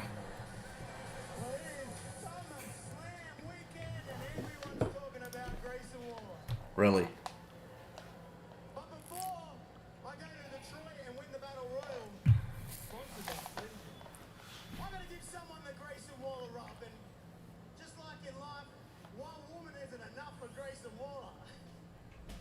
And Tony says, here's Io Sky. Am I so far behind you guys that I am watching Grayson Waller right now and Io Sky already coming out? I've got to refresh my stream. I cannot be so far behind. I'm Bailey too. Alright, Tony. Not the biggest fan of Bailey, but I'll take Io. I hope that Clay's not watching this right. Oh, there we are. I just had to refresh the feed, and here we are now. Io coming out, Bailey coming out. And Bailey coming out with those sunglasses. You know, there's actually, it's sad, but it's true. There's a kind of a endemic going on right now over here in India, where a lot of people are getting eye infection. And you see a lot of people, wearing sunglasses, and that's a pretty big giveaway that they have an eye infection at the moment. So it's crazy. It's like my gimmick, right? But it's sad.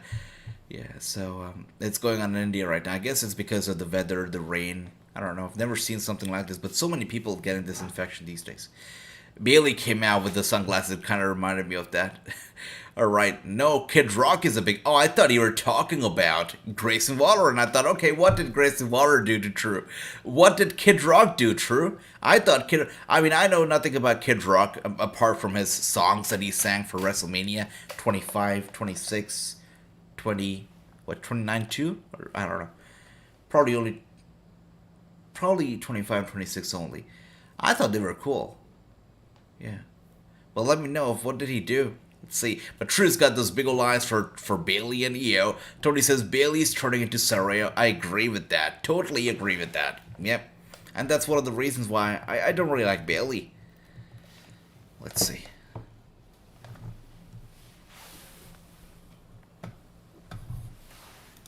You know it's gonna be Shotzi.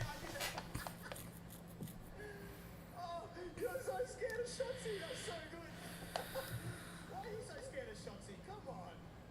First of all, don't ever do anything like that again. And I'm not scared of whatever her name is, alright? I'm not scared of Shotzi. And if I was scared of Shotzi, I wouldn't be here right now. Shotzi hasn't shown her face once. I show up every single week because I'm the hardest worker. And Shotzi's music hits, and Bayley goes speechless.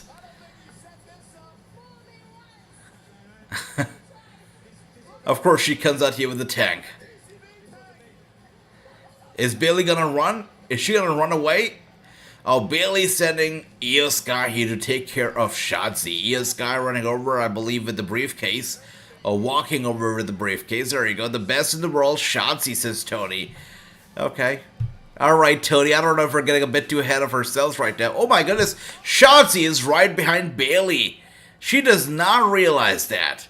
Shotzi is looking good. She's looking good. She looks good.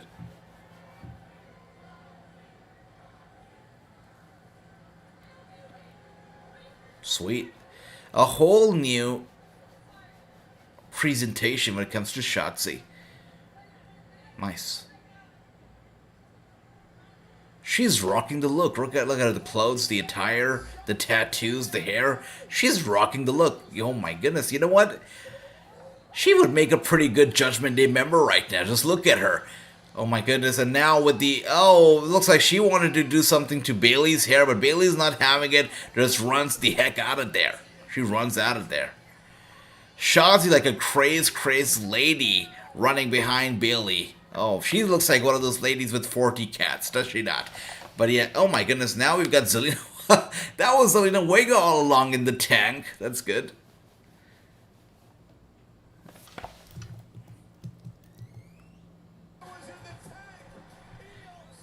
They're not going to give us a random match between Io and Zelina right now, are they? Don't tell me that. Don't tell me that.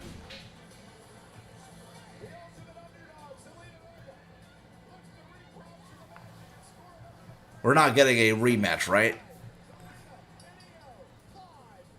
Oh, we are. Come on. Oh my god. We are getting this match next. Okay, alright. Oh my goodness. Alright, this show has nothing to do with SummerSlam. This is not a go... It feels more like a house show. You know, to be honest, with all these random matches that are taking place that are not related to tomorrow night, it feels like a random episode of SmackDown, or even a house show, than a proper go-home show. Io and Zelina have nothing to do with tomorrow's card. Nothing. It's a time waster, exactly. I am so done with tonight's show. I thought we were in for a go-home show. This is not a go-home show. It's a go-away show. It's sending fans away to sleep. That's what's happening. And Drew says, Kid Rock is garbage. Plenty of racist acts. Too much Really? I had no idea. Oh my god. Wow. I had no idea. Now that's sad to know. That is sad to know. Okay, I thought he was a cool guy. Wow. It's terrible. Let's see. Zelina. That's right, Tony. Tony was happy to see her. Why are the Clippers mic'd up? Yeah. It's up next. Queen Z versus Io Sky. Tony seems happy. Time-based rematch. True, I agree with that. Io is still the best in the world, says Tony. It definitely is, and you know, when she cashes in on Asuka, it's going to be a sight to see. Io and Asuka, the rivalry is going to be crazy good. So I'm very excited about that. We got Ricky says, SmackDown feeling like we saw on Raw last Monday. It's nothing about SummerSlam. I agree with that, Ricky, absolutely. Tonight's show is lazy booking.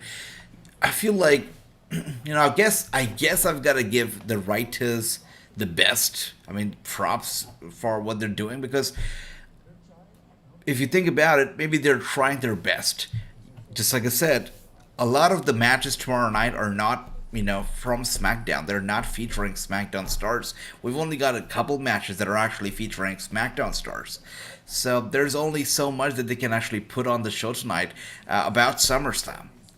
I guess it's a creative fault again. If you're doing such a big pay-per-view, you should have equal amount of matches from both Raw and SmackDown, but that's clearly not the case. And for that reason, SmackDown as a brand is suffering tonight pretty badly. And it's a bad booking, Gary, you're right? Io might have a SummerSlam movement, is true. Yeah, she might. You never know. With the briefcase and Asuka, you just never know. By the way, guys, looking at the time here, so we're getting this match, right? We're getting Io versus Zelina Vega. Did I say Zelina Sky? Io Sky versus Zelina Vega. We're getting it up next. But we will also get to watch Jey Uso versus Solo Sikoa. Does that leave any room for Asuka, Charlotte, and Bianca to have a segment?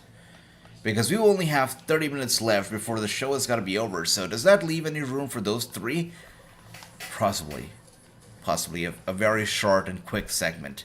Shall see. As written on a strike line in Hollywood is so a lot of the writers are going on strike, I've heard, but the last I heard about the WWE was that they were not affected by the strike, that their writers were not going on strike, they were not going away. So I believe WWE is safe from the Hollywood writers strike, right? I mean, correct me if I'm wrong, but I think that they're safe. Yeah. Again, commercial break still going on. Entire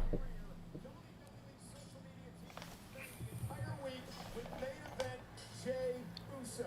It's Jey Uso's video vlog as he prepares for tribal combat with Roman Reigns tomorrow night at SummerSlam. It's available right now on YouTube. That's it? True? You think so? So we saw a video featuring Asuka, so they don't get to have a segment. So how do they justify this? How in the hell do they justify this? We got 2 matches for Slim Jim Battle Royal, right? But only video packages for the women. Okay, alright, I'll take it. Okay, alright. So what about AEW, says Ricky? Is AEW writers on the strike too or not? I don't think so. I don't think that wrestling in general is affected at all by the strike. Or hopefully not. And here we are now, the match of the win. Double clothesline and both the ladies go down. Related to SummerSlam or not, I feel like this match is going to be a good one. Right off the bat, they started off pretty energetic here. Rebounds from the ropes, followed by a double clothesline. Both the ladies going down here. Now Zelina Vega with a series of elbow strikes to Io Sky's head. We got 4, we got 5, and now grabbing her from the back of the head, sending her head first into the top turnbuckle. Once, twice, Zelina Vega here is on a roll. And climbing the second rope, Vega with a series of punches once again to the head of Io Sky. Io is in trouble again. AEW does not have right to assist. True. There you go. That's the tricky. There you have it. Io is gonna moonsault Charlotte, says Tony. I think so. Okay, Tony. I'll be in for it for when that happens. And Zelina Vega here. Nice. She's got the chant going.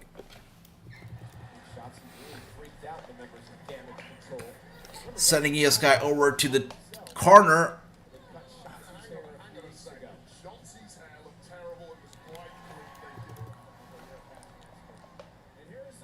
Nice dive on Io Sky. Go for the cover. It's a 1, it's a 2, and a kick out right here.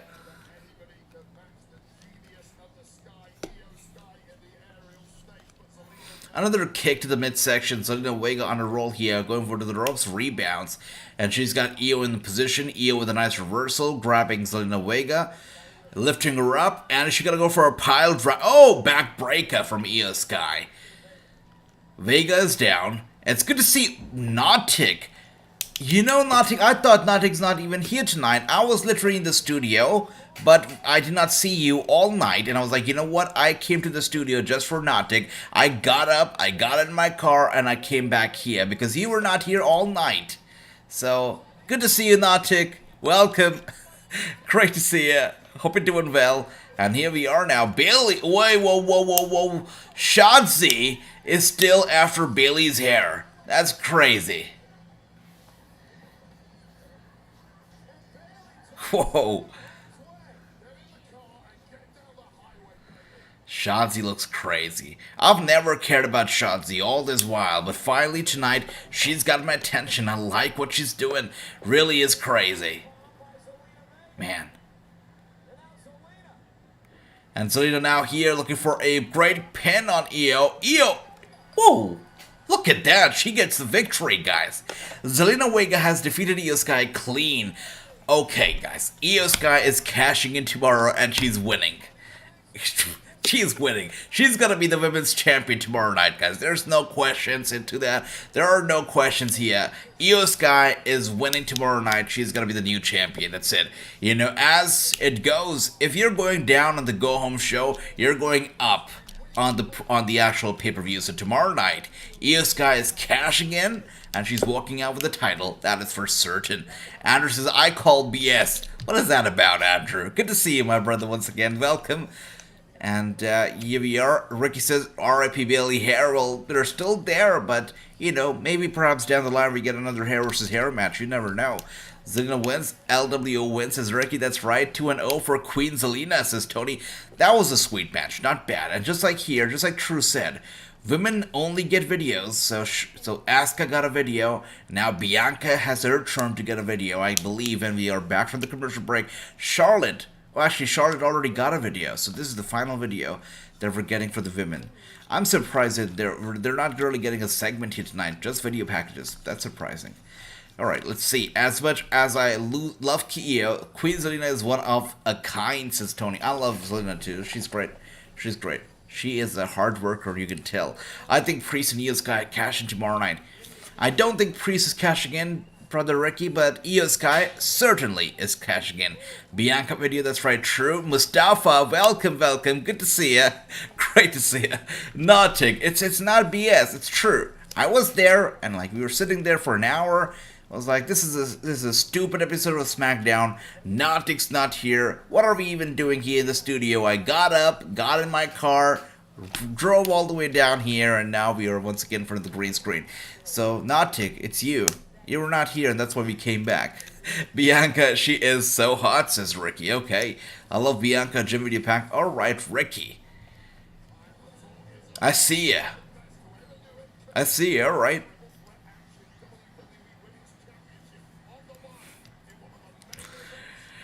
Alright, guys, so all the video packages done for the women's match. They're not actually coming out here. They're not actually having a segment or anything. Just video packages, and that's over. Looking at the time, we've got about 22 minutes left before the show is going to be over. So still, a little bit of time left before the show will be over. So let's see.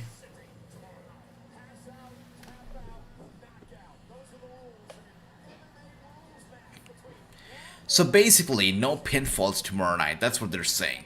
Thank you, Michael, for expanding on that. We're getting an MMA rules match. So tomorrow night, it's all going to be about submission, right?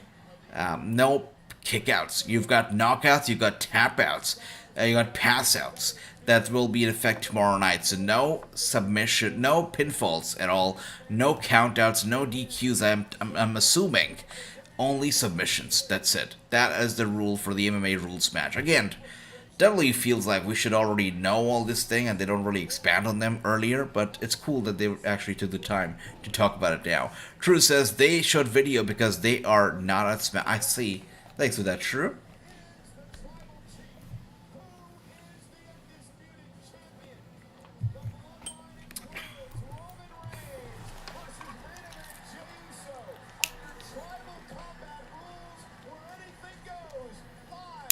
Cool.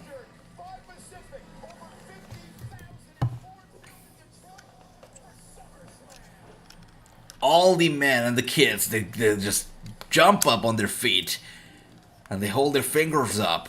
Are these guys acknowledging Jey Uso as the tribal chief already? Because I saw a lot of people throwing their fingers up when Jey Uso's music hit, so that's interesting. Looks like we are already looking at the people's tribal chief. Ricky says, I saw this on Impact Wrestling social media. Beautiful people are coming back at Impact Wrestling. Want that? Really? Good for them. Good for them. All of them? Is that right? Okay, that's gotta be quite a union, Ricky. Cool stuff.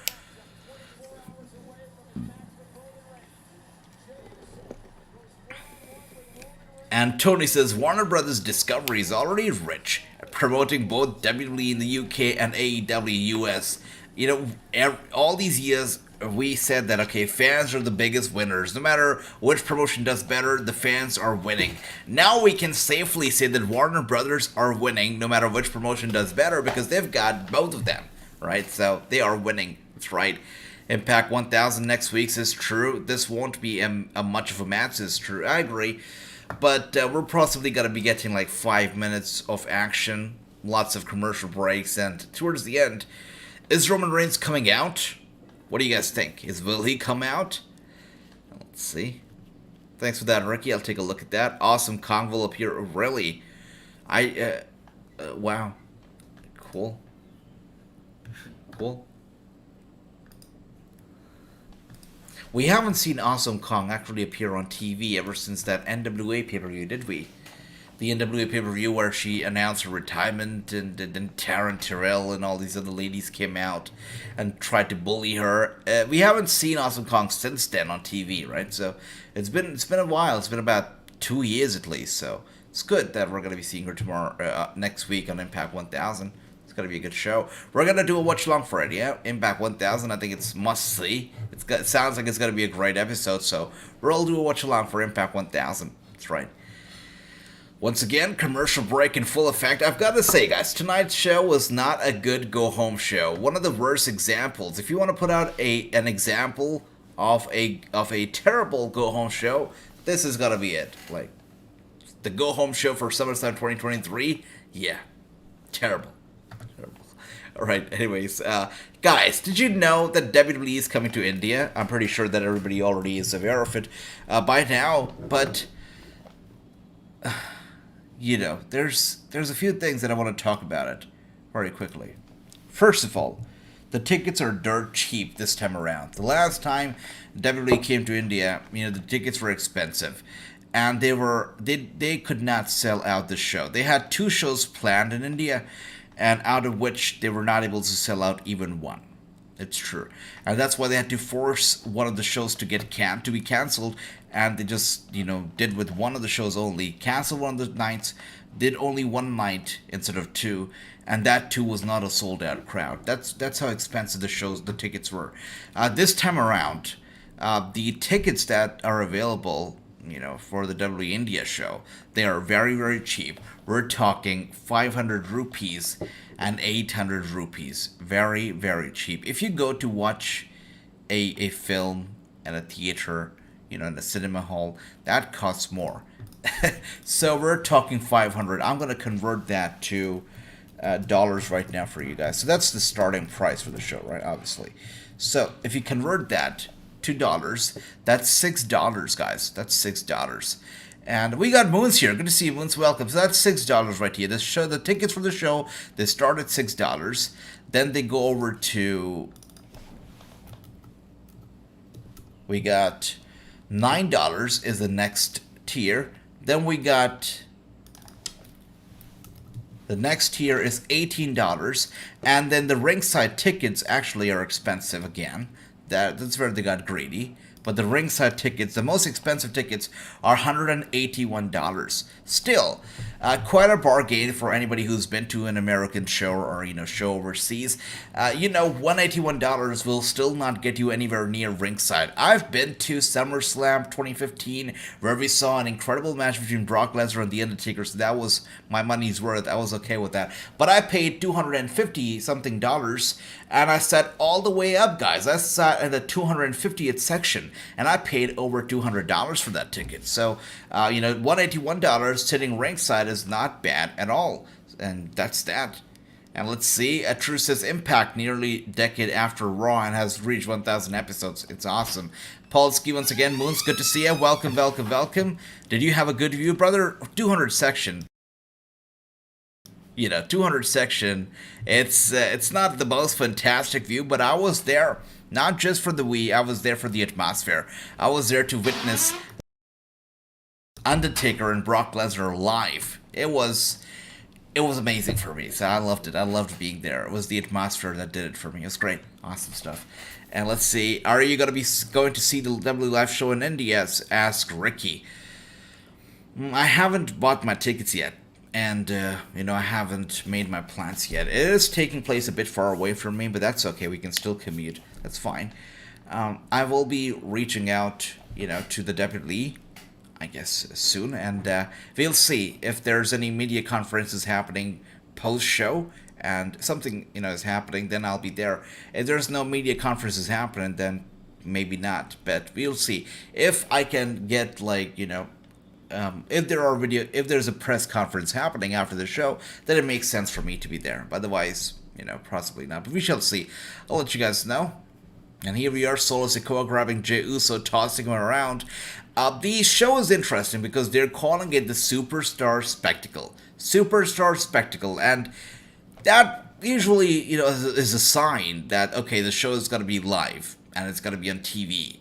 But there's, from the looks of it, they haven't said that it's going to be on TV or if it's going to be a non-televised show, but the way that they have actually booked this show and the people that they're advertising for the show makes me feel like it is not going to be a televised event. We got Veer, we got Sang on the show, we got Jinder Mahal, and that's expected. Shanky is coming back, so that's very surprising. All this time, after all this time, we're getting Shanky back. That's surprising. Then on the poster for the show, we got Bron Breakker. That's surprising. How did Bron Breakker get all the way to India? That's surprising, right? Then you've got Matt Riddle, you got Natalya, Becky Lynch, Kevin, Sammy. Kevin's most likely not even going to be there. He's injured, right? So you got Gunther, Ludwig.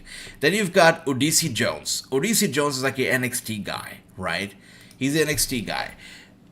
Many people, most of the fans in India don't watch NXT. So to have Odyssey Jones on the poster, I think, I heard this on from one of the Indian fans, and they were like, they possibly have Odyssey Jones on the poster because they feel like a lot of people will think, okay, a lot of Indians will think that, okay, that's Mark Henry, and they'll buy the tickets for Odyssey.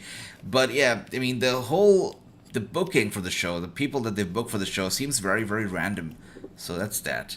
Let's see. Roman is not going to India. No, he's not. He's not, surprisingly, because he has crazy amount of followers in India, but not coming here. Oh, now you want to go to just see Riddle. No, Andrew, that's one of the reasons why I'm not excited about it. That's one of the reasons why I'm not thrilled about going to the show.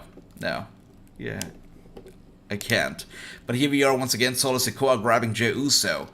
And again, I'll go to the show, guys, if there is any media conferences happening or if I get a press pass, something like that, then it's a maybe. But otherwise, if it's just to go as a fan, it's I don't know if it's going to be worth traveling all the distance, then getting a hotel and getting I don't know. In itself, I'll tell you what, I don't know. Let's see. We shall see. Let me know if you guys would like for me to go, though. If you guys would like to see a vlog or something. That's another thing about these WWE shows. They don't like you to vlog from the show itself. Let's see what else we have here. We got, once again, Polsky here. Good to see you once again, Moons. And, yeah. One more time, we are on a commercial break. Just like True said, not a very wrestling-heavy main event here, right? We are once again on a commercial break. Oh, dear. It's a disaster. Tonight's show is a total disaster. Yes, it is.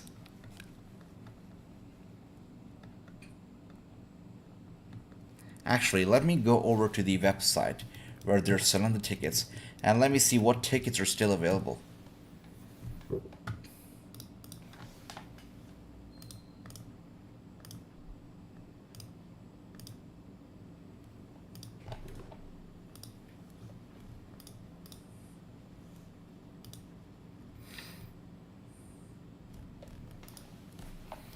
Just 1 second, guys. I'm going over to the website to check what tickets are still available to the show. Here we are.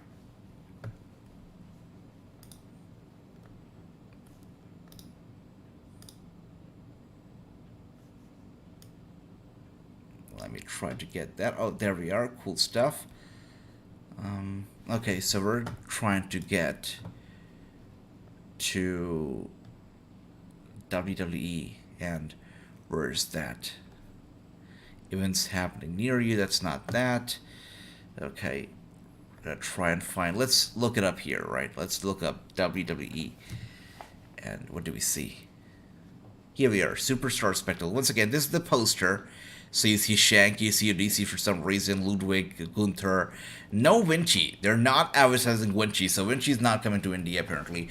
Natalia, Becky, Kevin's not going to come either. Bron Breakker here. For some very odd reason, this is the picture that they choose for Breakker. I believe he's not even coming. They just thought, okay, let's include this random wrestler just doing a moonsault so that the fans would get excited. I don't think Bron Breakker's going to come. It's not happening. All right, so let's click on book and see where it takes us. How many seats? So 10 is the maximum quantity of tickets that we can actually purchase for the show. Let's go to 2 and let's hit continue. As you see here, guys, it starts from $6 right here. This being the $6 ticket, and it goes all the way to your $200. So.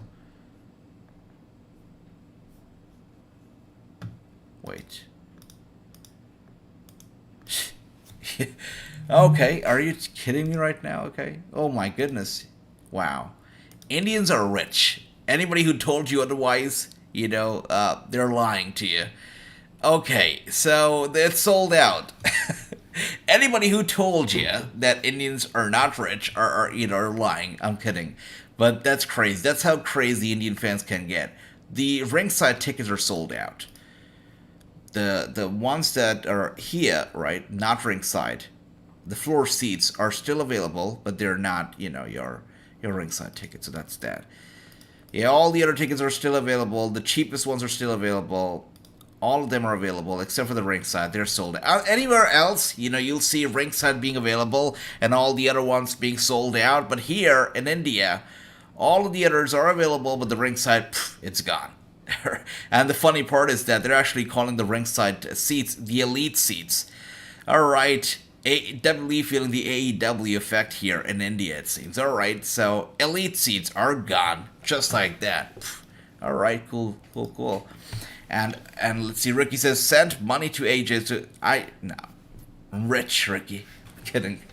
No, I mean, I would go. I just said, if there's a press conference happening after the show, it makes sense for me to go, right? To be able to do interviews, whatnot. If there's no press conferences happening, then there's no meaning to it. That's what I feel. Let's see, here we are, Solo Sikoa with Jey Uso down. Sikoa, once again, dominant at the moment. Jey Uso down on his first, trying to get up here to his feet.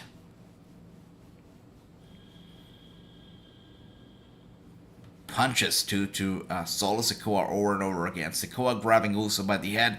Elbow strike hard to the head of Jey Uso. He collapses down here. Solo still in control. Good stuff.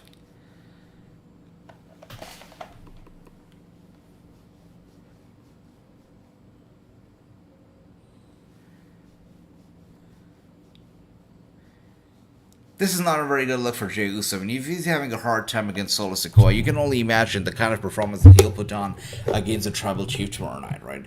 If he's having such a hard time against his stooge, how is he going to beat the Tribal Chief, Roman Reigns? And here we are, he gets away from the corner, good stuff. Solo Sikoa goes back first into the turnbuckle here. Jey Uso up back on his feet again.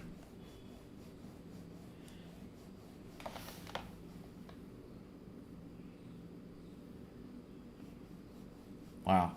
Big punches to the head over and over again, and now we're looking for an Irish whip. Solo sends Jey over to the ropes, rebounds. Jey with a nice reversal kick to the gut, and followed by a big uppercut to the head. Solo Sikoa in trouble, going over to the ropes and rebounds, followed by a big elbow strike. Jey Uso collapses down again. Hard down. Again, coming back to the topic of Indian show and Superstar Spectacle, they're calling it Superstar Spectacle. Usually they use that title for a televised show, so I'm surprised that they're using it for this one. It's most likely not going to be televised. Again, they have not talked about it. They're keeping very silent about it because I feel like they know if we advertise this as a live event, people are just not going to buy tickets to it. So they're not, advertising it as a live or a televised event. It's just quiet. Very, very quiet on that. On top of that, if you go to WWE.com, and they have a separate page where they list all of their upcoming events. The last time that I checked, they were not even they did not even list the Indian show as one of their upcoming events. Usually they list all the shows, no matter which country, where they take place, they list all their shows over there. But the WWE event is not listed on the official WWE.com website, which also tells me a lot about the kind of show it's gonna be. So that's that. Jey is throwing rocky punches. I like that. Yes, Andrew. Yes, my brother Nautic. I will be in the studio tomorrow night. Yes, we are going to be doing the watch-along for SummerSlam from the studio. Solo, get those knees taped up heavy. Yeah, right, brother. He probably spends a lot of time, getting the taping done. You're right, bro, man. Once again, he's got to go for the Samoan spike. Also, let's not forget the thumb, the spike. Also taped it pretty well, and here we are. Solo gonna go for the big one on Jey. Jey with a nice dodge here. Super kick to Solo Sikoa, sending him over to the rope. Solo Sikoa now with a super kick to Jey Uso. Jey Uso running over to Sikoa, and now with a spear, he goes down. That's right, bro, man. Much left here. And now we are here with Solo Sikoa in trouble. Jey looking for the frog splash, and he does it so successfully. Going for the cover. Solo loses. Jey is victorious and is victorious clean. No Roman Reigns confrontation tonight. How does that make you feel, guys? How does that make you feel? This is the main event for SummerSlam 2023. You would expect for the go-home show to be crazy, right? For the main event. But tonight, we did not even have Roman Reigns on the show. He did not come out here to confront Jey, send a message to him. We did not even get a message via satellite straight from Roman to Jey. None of that stuff. We only had Paul Heyman and Solo doing the work for him. Crazy. But at least Jey Uso got the victory here tonight, so we know who's not winning tomorrow night. Jey Uso certainly not victorious tomorrow night. Absolutely not. It's confirmed after what happened tonight in the main event. Ricky 6 out of 10, Broman 4 out of 10. Tony with 3.5 out of 5. That's sweet. I would give it also. I'm with Broman here, and I'm with Ricky too. I'll go give it a 4.5. It was a weak show for a go-home show, but I'm glad that Tony had fun. Gary says champion cannot even beat at the go-home show to sell the event. I give tonight SmackDown a 4 out of 10. Exactly. The champion could not even be here tonight. I mean, so much for being a champion, so much for hyping up the show and really building it up to whole new heights. It's good to be a part-time champ. I know, Andrew, right? You're getting the paycheck. You're getting all the importance you want. It's definitely good to be a part-time champion. 3.5 is true, and rightfully so. It was a weak episode of SmackDown. A weak episode in general, but a terrible episode for a go-home show. A go-home show should be a lot better than this. Really. The fact that they still are on air right now as Jey Uso is celebrating with the crowd, it tells you that they just did not have enough for even the main event. The main event got over a bit too early, and that's why we're now getting Jey Uso celebrating with the fans. We're getting all of it on TV. Anyways, now with that being said, the show is over, thankfully so, and we're going to be turning our attention over to Rampage. Let's see what Rampage is going to be having in store. Tony says, see you tomorrow night for SummerSlam. That's right, Tony, my brother. I'll see you tomorrow. Have a good night. Take care. True says, Jey will be the new people. You think so, True? I don't know. I don't know if it'll happen. If it happens, it's going to be fantastic, but I doubt it. Favorite was Bobby and the Prophets. I agree, Broman. That was the best part of tonight. Literally. And also that video package that they had for the Tribal Combat explaining that match, that was a pretty good video package too. But definitely the best part of what we actually saw tonight, the in-ring action, the best was the Street Profits interfering and celebrating with Bobby Lashley. Again, a sign of things to come, so I'm excited about this union, this partnership, but not going to get too excited too early because it's a WWE that we're talking about at the end of the day, so we shall see.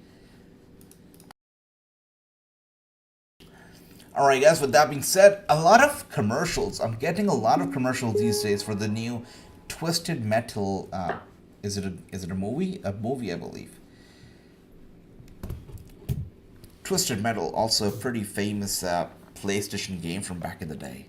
I think they've made a new film for it. That's right, Ricky, thanks for that. With that being said, we are now here for Rampage. That's right. Thanks for that, Ricky. Thanks for the reminder. But here we are. People champion just a label, not meaning... Oh, that's right. I forgot about that. Reminds me of instantly when you said that, True. It reminded me of Princess Diana, who said that, you know what, I'm gonna be the queen of people's heart. That's what she said.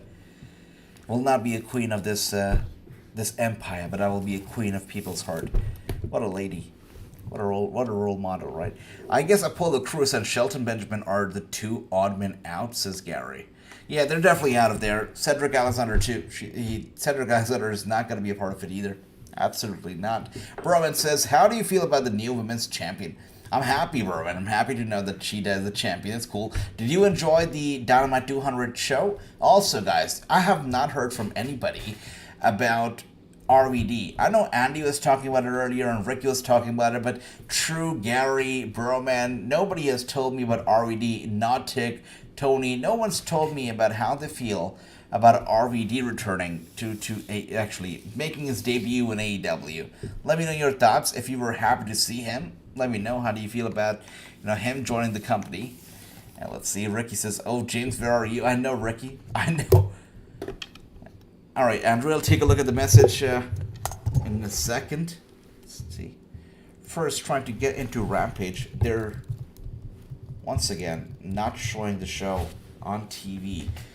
Tony needs to fix that. Like, they don't show Collision, they don't show Rampage, and that makes things hard, right? So we're trying to get into the show. Yeah, they're not showing it. So until then, let me take a look at what Andrew has sent me. One second. Here we are. Instagram. Andrew. All right, cool. There we are. I heard the rumor but didn't believe it, but wow, RVD is all elite. I see it now, Andrew. I see it now. True also. Oh my goodness, I missed a lot of messages here. Thanks for that, guys. Thank you, True. I see all your messages now. Thank you for that, love. All right. Ricky, I see you too, brother. Damn. Cool stuff. Thanks for that, guys. Thank you. Let's see. Now, Broman, there's enough plastic on TV as it is, says True. Oh my goodness. All right. Why did True say that? Broman said, hey, he should have brought his girlfriend with him. Oh, I see you. Okay. James here. Good to see you, my brother. Ricky was just mentioning where's James at. It's great to see you, James. Welcome. That's right. It's time. It's almost time for Rampage to begin. Just trying to tune in here. Good to see you once again. James said, Andrew says, perhaps Riddle should take a page out of the original bro. He's never going to be able to do that, He's never going to be able to be RVD. RVD was literally the best. And there's nobody else who's going to be able to replace him. That's for certain. Oh my gosh. I don't even know what to say right now. 1 second.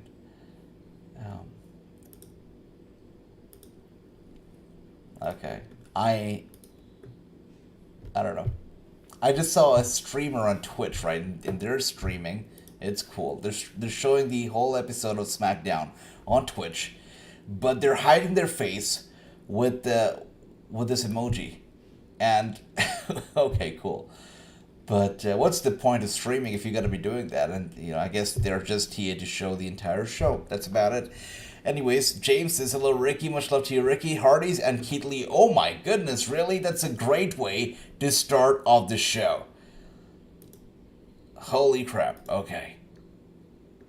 I better find a stream ASAP now.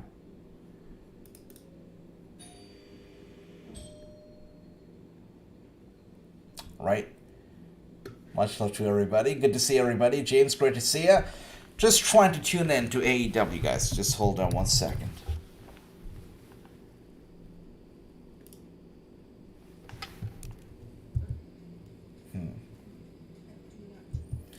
Maybe AEW is more restrictive when it comes to streaming the show illegally on Twitch.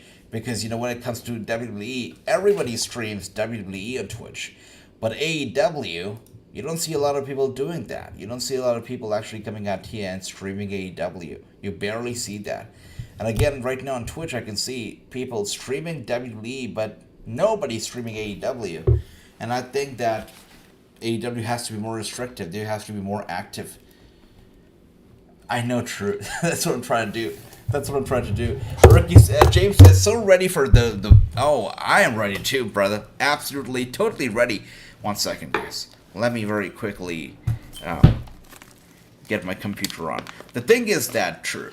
When it comes to the shady websites, right? I've got Mac computers here. I've got a Mac laptop. I've got a Mac computer that I use for streaming and everything else important. So, when it comes to the shady websites, I only open them on my other device that I don't really use for anything else but streaming on shady websites. So, I'm just trying to get that device on. It's discharged. So, trying to get that on. Let's see. Because Tony Khan called Twitch taking the stream down. That's right. That's what they do.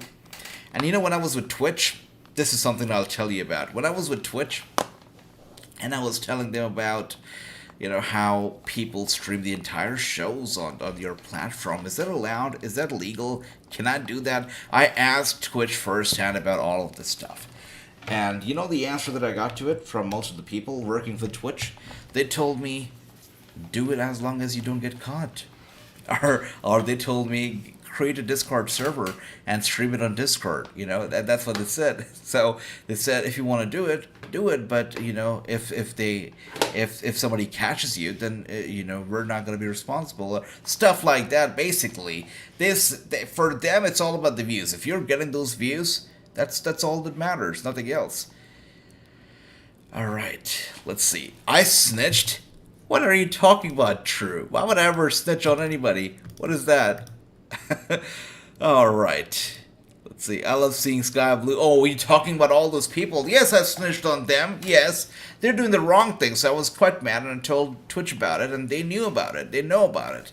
They say that, yeah, wrestling is interesting because you are talking about a sport. You cannot show that sport. It's different.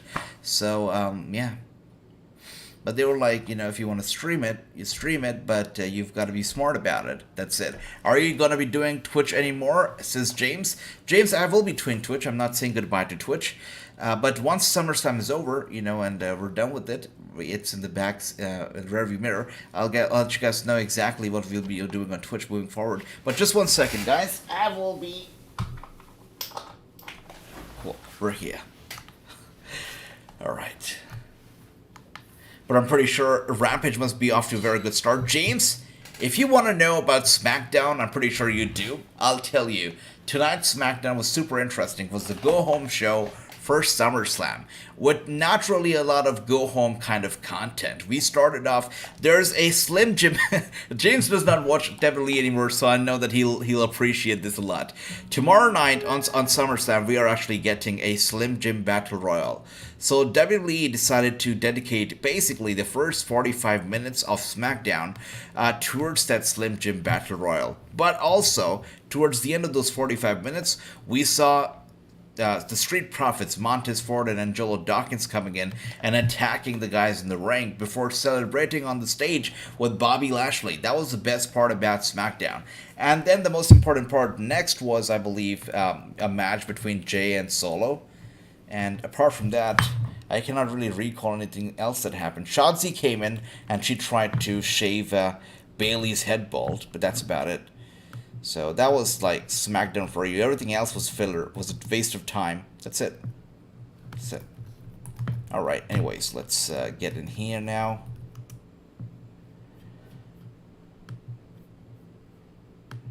And here we are. Let's see. Cool. On the shady website now. Just 1 second. It's gotta be live.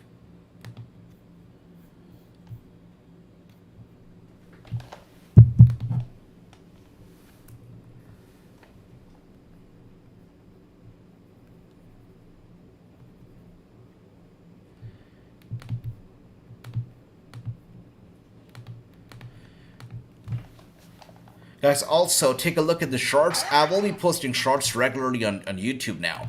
Shorts, TikTok, and Reels were one of those things that I steered clear from. I don't really like the whole format of like 60 seconds and, you know, vertical format. Not a big fan of that, but shorts are the driving forces behind so many channels now.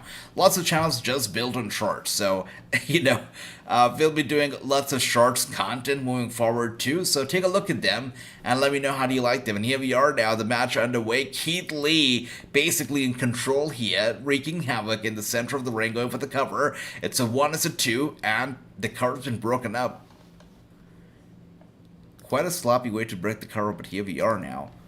Nice. Matt Hardy getting in here. Was going to go for the Twist of Fate. Twist of Fate here from Matt Hardy. Once again, I've got to say, Matt Hardy is really his best when he's here with his brother Jeff. Without Jeff, Hardy's nothing. And Keith Lee now with a headbutt. Sweet. Straight to the chest. Gets the guy up. It's effortless. Whatever Keith Lee does is effortless, right? And now the tag made to Jeff Hardy. Hardy takes his top off. I thought the fans actually behind him were getting ready for the top. Were getting ready for Jeff Hardy to throw the top over to him. He did not do that. And now with the Swanton Bomb, and that gets them the victory. Jeff Hardy, Matt Hardy, Keith Lee with the victory as we begin the show. And I'll tell you what, guys, right off the bat, this is already a better show than SmackDown was. Really is. Yeah. Tells you a lot about it, right?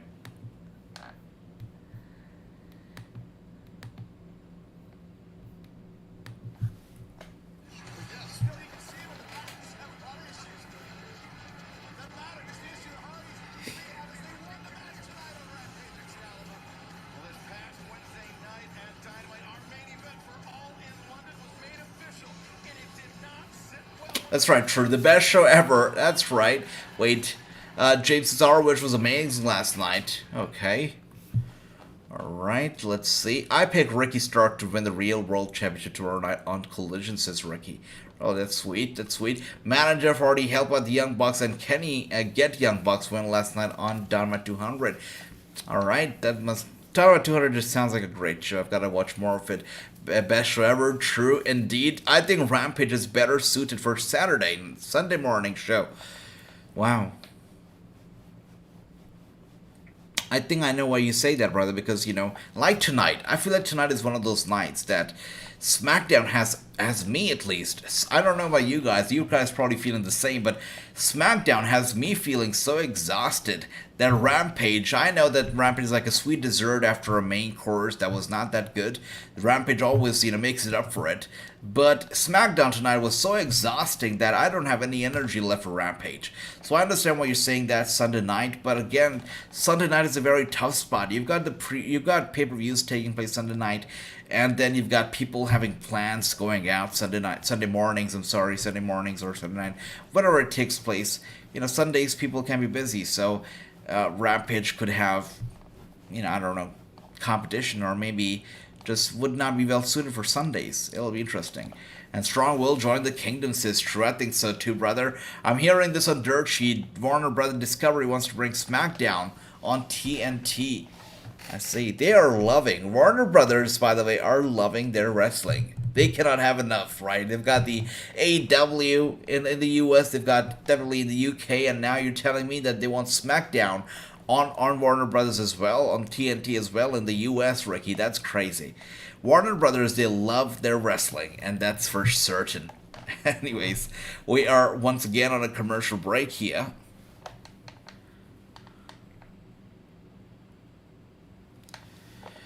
So guys, I've got a question for all of you, right? So you can help me make a better choice here. If, let's say, would you travel to another city altogether, another state? Would you take a flight, get a hotel, and travel down all these miles to watch a house show, wrestling house show? Would you do that? Because I feel like it's not for me. I mean, I feel like I would have traveled if they were doing a pay-per-view show, or at least a TV show, at least a decent show, right? It would make sense for me to travel all the way and, you know, attend the show and whatnot.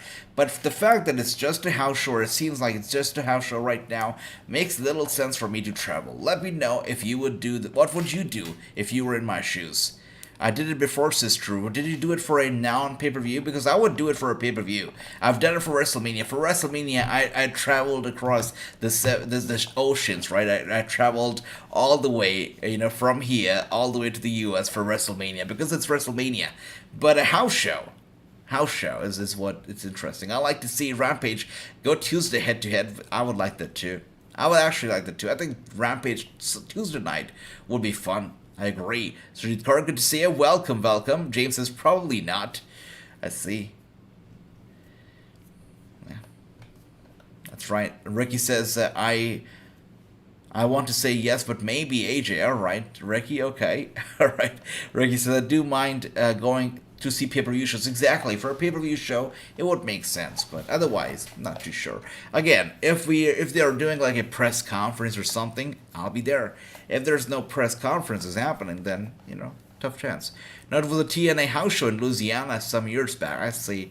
All right, we got Naughty here saying, if I had the means, I would, since they don't come to India that much.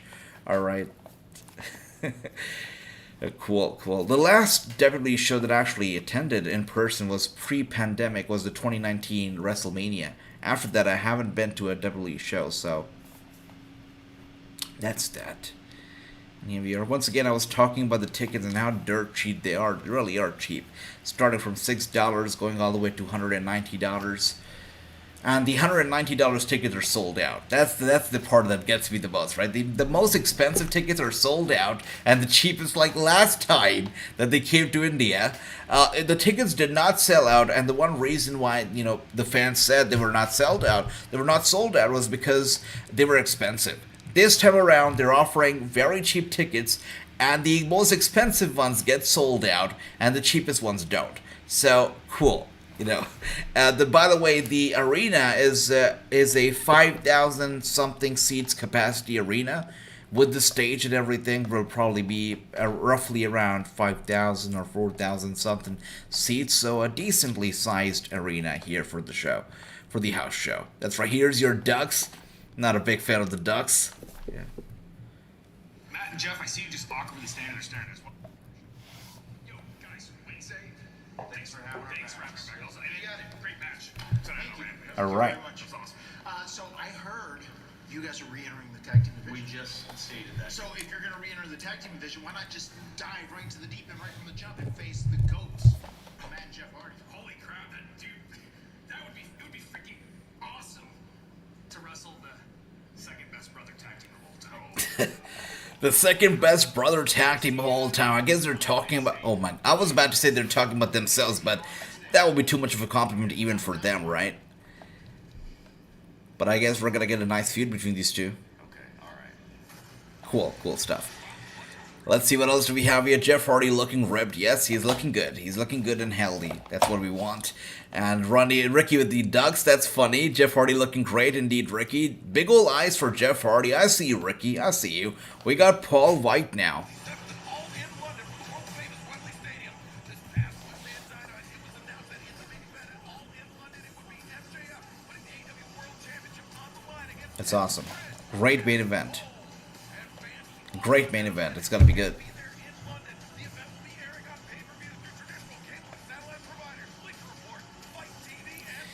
Man, August 27th is going to be historic. Cannot wait for it. MJF, Adam Cole, it's going to be fantastic. By the way, let me take a look at the tickets for All In. What are the ticket sales like for All In right now as we speak? Let me take a look. All In, they're going to be making a history, so why not? Now, this is going to be a good match. The match of the night. The match that we all needed to see. So, that's that. Let's see. So, the tickets for All In, as I can see right here.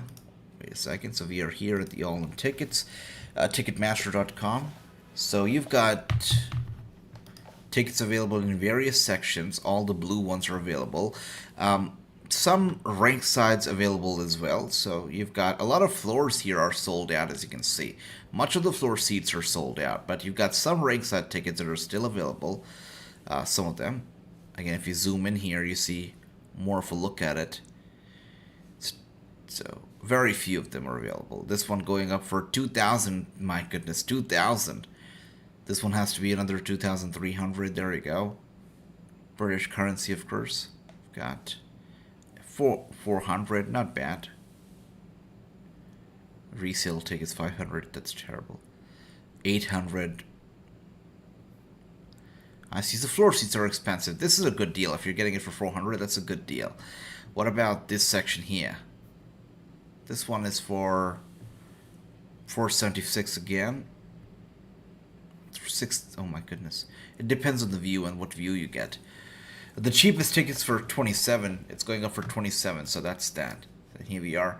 And now we got Broman says, is a cheeky match. And Broman comes back for the cheeky matches. I like you, Broman. All right. Jared and White getting things ready for All In. That's right. Yep. That's right. They are in the UK doing meet and greets. Are the media work here for All In. August 27th, right around the corner. It's going to be crazy good. History will be made at All In. And Fat Ass and Bad Attitude says, true, great combination. And here we are now, one more time, squaring off, circling around the ring before locking it up. We've got Sky Blue here, still in control, looking good. There's about 28 pounds of booty meat in that ring. Broman here, precise with his calculation. I see you, Broman. I see you. All that ass wrestling, that's right, true. That's all that people talk about when Sky Blue's in the ring, yeah? All that we talk about. And here we are now, Sky Blue. Not gonna go so easy. Runs down to the ringside area, and her opponent just slides into the ring right here. Sky Blue getting a little bit annoyed, it seems. Yep, now with a series of elbow strikes here, Sky Blue is definitely taking out that rage. Send her to the rope. Sky Blue, wow, with the cartwheel. You know, it makes me feel so bad every time somebody does a cartwheel. Because you've got that wrestler, what was his name again? Jack Cartwheel. Literally, his whole life, his whole gimmick, his whole wrestling persona, his name itself is based on one move that is cartwheeling. And somebody else just does it like that. I feel so bad for Jack Cartwheel. Like, if my name was AJ Super Kick, I would be nothing because everybody else also does super kicks. So what does that make me look like? Makes me look like nothing special. So for Jack Cartwheel, if everybody else starts doing cartwheel too, Jack Cartwheel is nothing special either. So that's that. After this match, I definitely will be hitting the very cold shower. Alright, my brother James here. But there you go, Sky Blue is down. And with that being said, we go to picture. This was not the point. This was definitely a bad time for us to go to picture-in-picture. You know, not the right time. Absolutely not. Alright, but anyways, this seems like things are getting heated up in the ringside area now. Sky Blue in trouble. Big chop to the chest. That sucks. That sucks. And what is it that guy's hand? Magic Mike? I don't know. Whatever that guy's name is. Getting in the face of Sky Blue. Shouting at her. This is definitely the match of the year easy. I like that, James. I appreciate the love that all of us have here for Sky Blue. I appreciate that. Right. But here we are now. We've got about 38 minutes left before the show is going to be over. Sky Blue is struggling in the ring here, trying to get to the ropes, trying to get herself up to her feet. By the way, guys, a reminder, tomorrow I'm going to be here with the kickoff show. Kickoff show starting at 7. I'll be here starting at 7 too, so I'll see you all there tomorrow night. And Sky Blue one more time with a big blow to the back. She is down. Down hard. Jey is just having fun at the expense of Sky Blue here.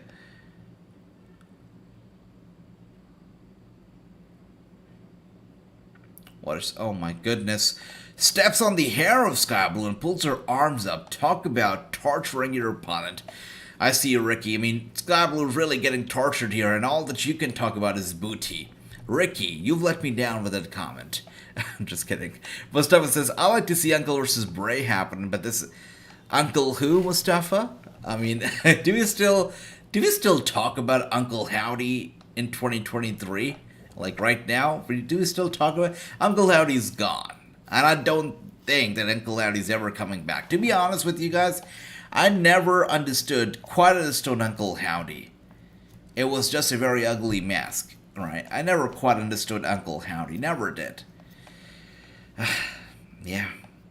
The only memorable thing about Bray Wyatt's return, his recent run, was his entrance. The entrance that he made when he actually returned, came back to the company. That was the only memorable thing about, to me, in his recent run. Anything else that he's done was nothing for me. We watched both SummerSlam and Collision same time. That's right, Ricky. We're gonna have a good time tomorrow night. With that being said, we go to this is torture. Who wants to see a commercial break, let alone a full-on commercial break during a Sky Blue match? Nobody wants to see it. Nobody does. But we get a full-on commercial indeed right here. So, let's see what else do we have here. I want to take a look at... You know, I want to see if they actually will start a WWE shop over here, because they don't have WWE shop right over here. So the fact that they're coming over to the country, I was wondering if they would actually open up a store or maybe sell some merchandise, but nothing yet. I want to get myself a title, so that's why I was looking at this shop, but nothing yet. Now, the one thing about these live events, if you go to these live events, they really hike up the prices for their merchandise, which I feel is so unfair. Like, I would like to see, you know, these products being sold at a cheaper rate at the live events. Instead, they sell them at a higher price. Now, when I was there, you know, a few years ago, on the website, they would sell a brand new wrestling t-shirt for $25, $25.99, right? Or $24.99 actually. But at these live events at Madison Square Garden or MSG, they would hike up the price to like $32.99, and they would do it so shamelessly, and people paid for it. Now, I paid for it too a couple times, but I feel it's so bad. For a title that they would sell for $450, the replica title, they would sell it for over $500 at the live events. So that's what sucks about purchasing merchandise at the live events, because they really hike up those prices. And Broman says, agreed, it should be illegal. That's right, brother Broman, and that's right. And by the way, here we are once again back from the commercial break. Very quickly, knee strike to the chest, Sky Blue here, running wild. One more time is going to go for the super kick to the chin, but Jey grabbing her leg. Sky Blue, though, turning it around with a spinning kick to the head, getting Jey down, going for the cover, and it's a kick out. Gary says, no more going down in the rabbit hole, no more QR codes. Tell me when Bray Wyatt is going to wrestle again. That's all Gary, my brother, I would give you a hug right now if I could. You could not be, I mean, you literally stole the words from my mouth, from my mind. I was growing sick and tired of the QR codes and the different codes that they had on TV, that everybody had to decode and talk about it on social media. Once, twice, even thrice. It's cool. And I felt like it just got outrageous when we had somebody in the ring holding a microphone, and on the mic there was a QR code. That is when it just became outrageously bad. And I kind of lost it. Like, how many QR codes do we really have to get now? And then all these people decoding it on social media, and the dirt sheets getting to it. Yeah. I agree, Gary. Totally agree. And here we are once again. Oh my goodness, big super kick here from Sky Blue. Jey is dizzy. Center head first into the mat. Sky Blue finishing the business here. Oh my goodness. Come on. Is this guy really asking Sky Blue to give her a kiss, to give him a kiss right now? Good stuff, Sky. Good stuff.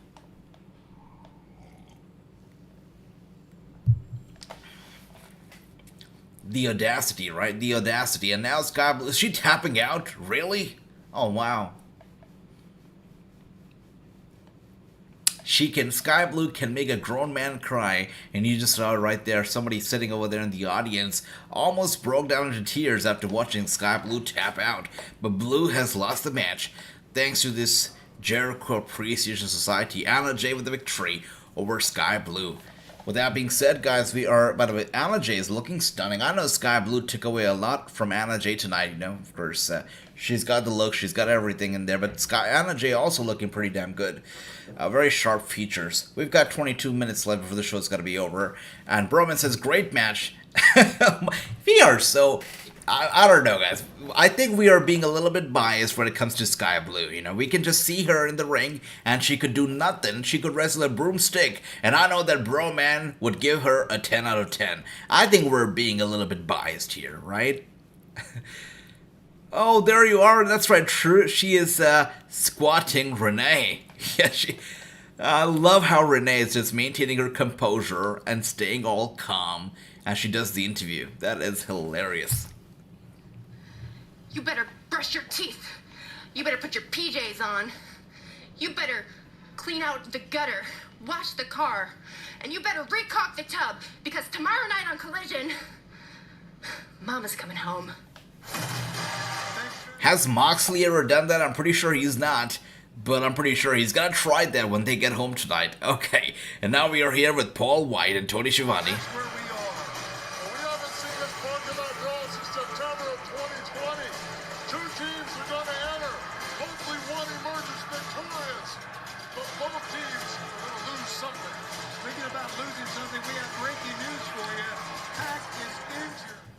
Paul White making Tony Schiavone looking like a little kid. That's right, parking lot brawl. It's gonna be good, true. Totally ready for it. Guys, got a question. All these people that are surrounding the ring, they're surrounding this parking lot right now. Are these fans or are these paid extra talents? I feel like all these guys look just way too physically sound to just be fans. I think these are all wrestlers, right? They've got to be extras, correct? They got to be extras. They cannot be fans.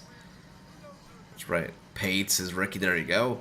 But parking lot brawl is gonna be good. Cannot wait for it. Probably trainees. Yeah, that's what it looks like. They all look like wrestlers to me. And there's just far few two of them. Yeah. Not fans. Cannot be fans. Anyways, that was nice to see. That parking lot brawl is gonna be interesting, exciting. I'm looking forward to it. And here we are now with the Embassy. Two men that perpetrated an absolutely heinous assault earlier this week.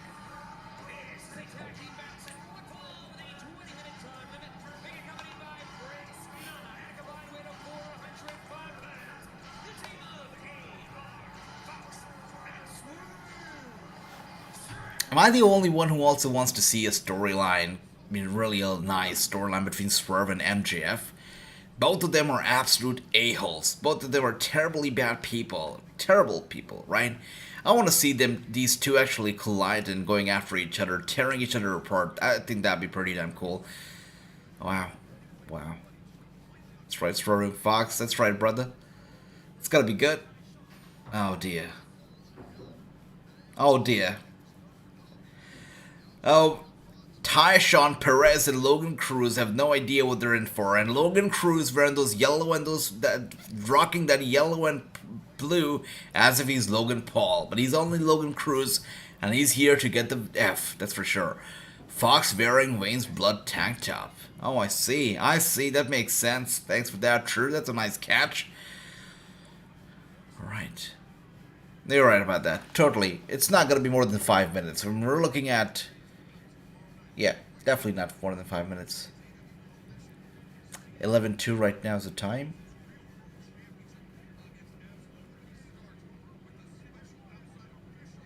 Okay.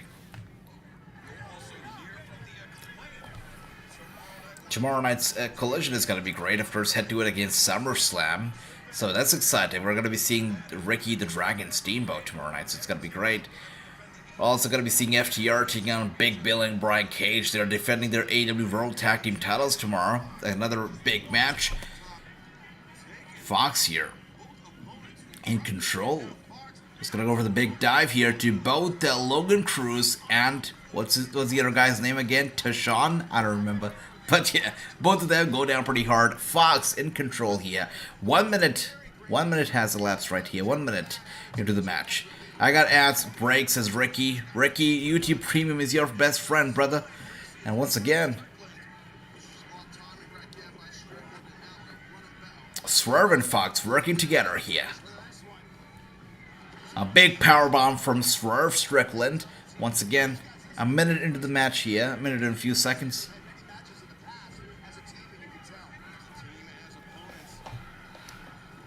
And Swerve once again was going to go for a chop to the chest, but Logan Cruz here with a nice dodge. Logan Cruz once again running over to Swerve. Irish whip, but Swerve holds onto the rope. Fox tags himself in here, and Swerve gets Logan Cruz on the top turnbuckle. This is going to be a big mistake for this part.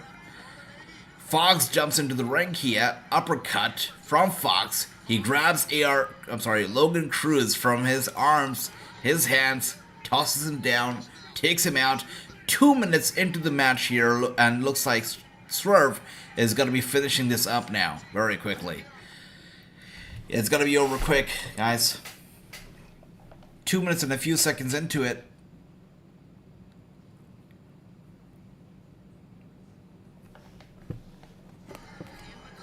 And there you go. This match was about 2 minutes and 25 seconds at the most. And that's right. Right, 4 minutes including the entrances, right? But the actual wrestling, about 2 minutes and a few seconds, and cool stuff, I guess. Good job, Swerve, and AR Fox, they get the job done. They get it done. Cool. And now it's time for QTV. Still, guys, I've got to say, a better show than SummerSlam. I'm sorry, than SmackDown. Hopefully not SummerSlam. Hopefully SummerSlam's going to be better than this. But a better show than SmackDown, that's for sure. And here we are now with Bromance. I know Bromance very happy right now to look at this lady over here. His favorite. We just wrestled a death match in Mexico and won. Well, what do we do now? We gotta start over. Who should we feud with? Need ideas. Pitch them. Let's go. Hasselblad. People that aren't gonna kill us. Ooh, I got it. The factory. Actually, guys, I have an idea. Road Chicken.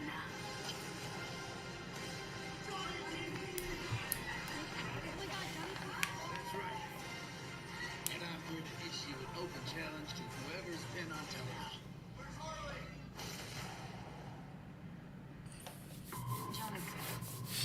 All right. Commercial. Kill them all, one by one. One.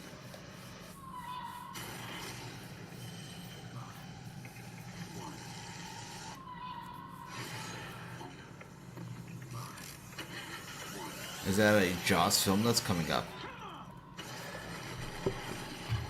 Oh, Mech 2, The Trench.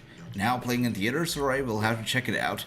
So happy Sheeta becoming champion. Oh, me too, Jace. Me too, brother. And Ricky, yeah, I get it, brother. I get it. Sorry, if I could, YouTube doesn't notify me that it's actually about to play a commercial break. If it did, and if I could stop it, I would. But sorry about that inconvenience, Ricky. Gary says, it's Johnny Drip Trip. Indeed, brother. Did Johnny TV do the splits, sliding backwards?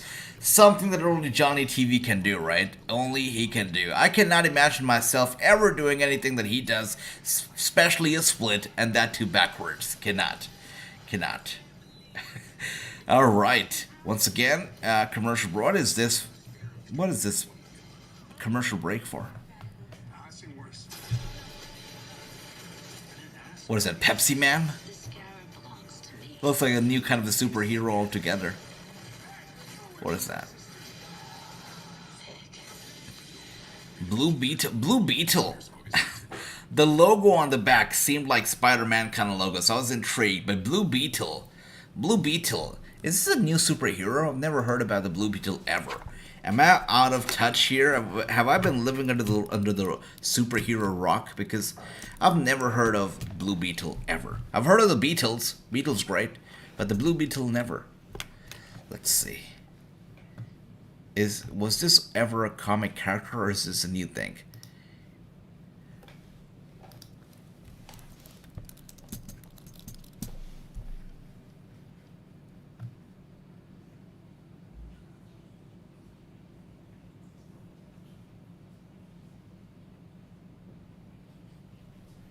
Oh, I see this crap. Thanks for that, sure.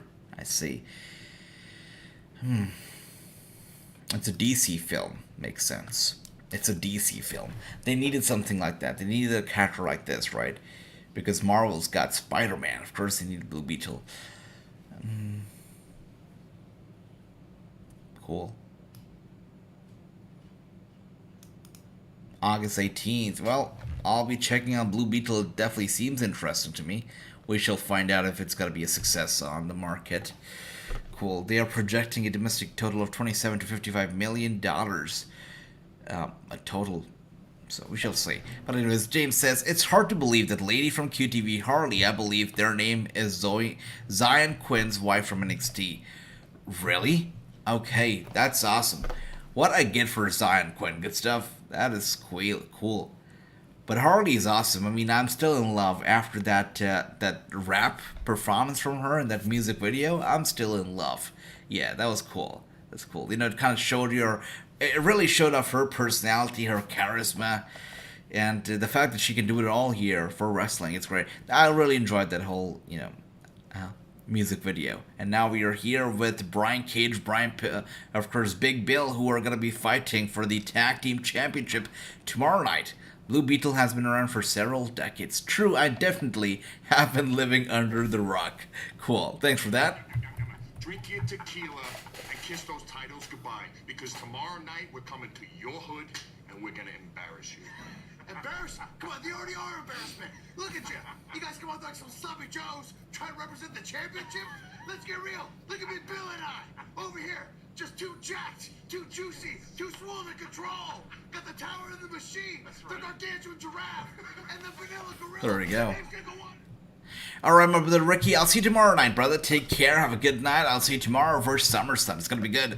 Big Bill speaks, Kid is doing... that's right. Oh, dear. After tomorrow night, we're gonna be rolling in gold. He's got a sweet laugh. He's got a laugh, right. Well, tomorrow night it's going to be interesting. The ROH World Tag Team Champions fighting the AEW World Tag Team Champions. Could we be seeing a unification? I don't think so, but it's going to be an interesting match tomorrow night. Anyways, now we're getting a video package featuring the Blackpool Combat Club, the best friends.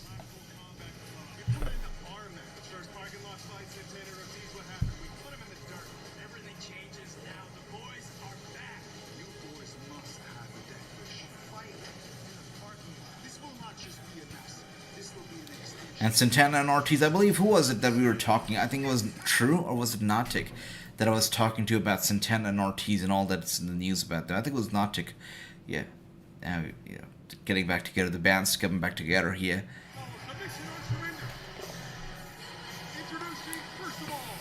I'm ready. I'm ready for a brawl, guys. Alright. This one's gonna be great. Definitely is gonna make up for that chaotic SmackDown that was absolutely terrible. This one is gonna be the match of the night, without a doubt.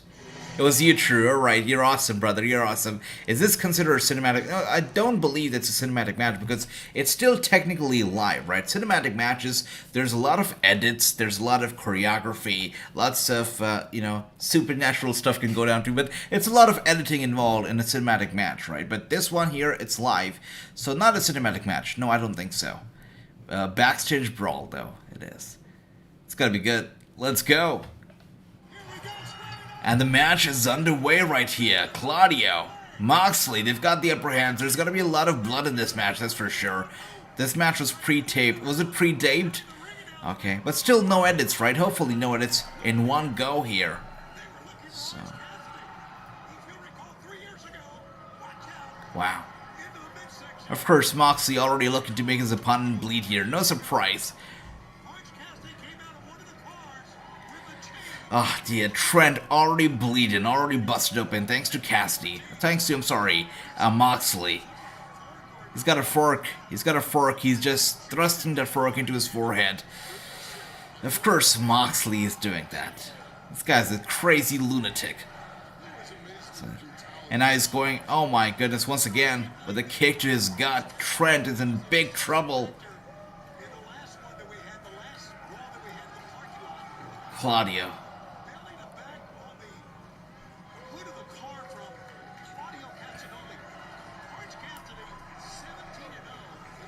Crazy. And Trent is now climbing on the hood of the car. What is he looking to do?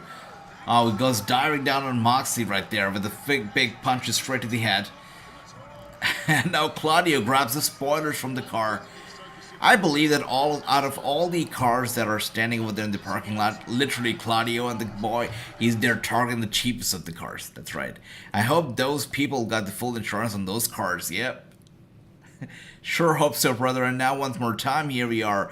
Claudio with the spoiler and hitting Trent straight in the back with the spoiler of the car. He grabs it from his neck one more time. A shot straight to the back and Trent in trouble. Yes, that's right. Cinematic matches also would not have a crowd. You're right about that. I think it's a great question here from Gary, right? Great question.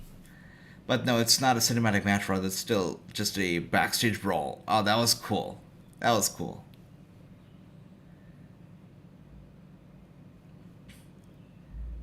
I guess one of these wrestlers also having the keys to the car right in their pocket to open the hood and whatnot, the trunk, I'm sorry.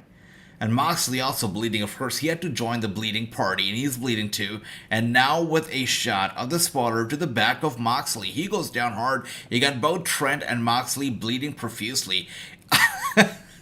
My brother Ron DMG comes in here just in the nick of time, and he says, it's garbage wrestling match. It's a backstage brawl, Ron DMG. Something different. I would say better than SmackDown, but yeah. Oh my goodness, Moxley being squeezed here, and the hood of the car, there you go, right on top of the damn engine. Hopefully, you would like to hope and pray that the car's engine is not hot, that Moxley's okay. But I love Ron DMG coming in here saying, it's garbage wrestling match. And the crying emoji, it's perfect. Heck, if they wanted to make this match even more extreme and dangerous, says James, there wasn't that far away from NXT's parking lot. It's the most dangerous place there. You know it, brother. You know it. That's like the perfect location for craziness. You know it. Yeah. People get run over there every single day like it's ice cream. It's crazy. Regal versus Finn, Eddie versus Cena. I'm sure there are more far better than the crap WWE produced tonight. Yes. Yes. The whole show, SmackDown, was terrible. Terrible. Terrible. Just not a go-home show. It was a go-away show, sending fans away to sleep. It's not a good go-home show at all. No, not at all. Not at all. I always look at the go-home show for WrestleMania 31, and I say, wow, that was crappy. You guys remember Lesnar and Roman Reigns just trying to snatch the WWE Championship off each other's hands, and that's literally how we went off the air? I always look at that show and I'm like, yep, that was a terribly bad go-home show for a pay-per-view like WrestleMania. This show tonight topped that, because Roman Reigns was not even here. Roman Reigns was not even here to sell his match that is happening tonight, that is the main event of SummerSlam. He was not here for that. No video package, backstage interview, no, message being sent via satellite, no presence of the Tribal Chief tonight. SmackDown nailed it. It sucks for fans and live audience. That's right, brother Ron DMG, absolutely. And Jon Moxley won't be happy until his forehead looks like Abdullah the Butcher. Yeah, he's not gonna be satisfied. And now we've got the street sign here. Where did this guy get his street sign from? That is interesting. You don't usually see street signs in a parking lot, and now Claudius being sent over to the hood of the car. He breaks the window as well. One more time with the street sign, straight shot to the head. What is this? Is that a wrench? That looks like a wrench. That looks like a wrench. Now with the wrench shot straight to the head over and over again. Moxley is a hot mess. Oh, that was a fork. I wonder, where do all these guys get all these forks from, right? You gotta wonder. But yeah, True also agrees with Gary. That's true. I know, right? True, where do these guys get the forks from? In a parking lot, that too. And now we've got a barricade here being stabbed up against that beautiful looking black car. Yeah. I don't think... Oh my goodness, one more time with the fork... Oh, he actually hit Moxley in the back with that fork shot. That's crazy. Moxley bleeding so hard, and now being suplexed into the barricade. Moxley finally catching a breath. Catering. Makes sense. Dear. You can only wonder, all these trainees watching this match right now and thinking, damn, is this really what I signed up for? Is this what's in store for us next? Is this what my future looks like too? All these trainees having second thoughts about becoming professional wrestlers as they're standing and watching this matchup in close. I mean, this is a beating. The sight of all blood makes me want some Alright, but what are you going to have some ketchup with, James? Are you going to have ketchup with burger, hot dog, something else? Let me know. Alright, anyways, here we are. The bat's still underway. Speaking of burger, actually, one second. I'm trying to see if I can find something.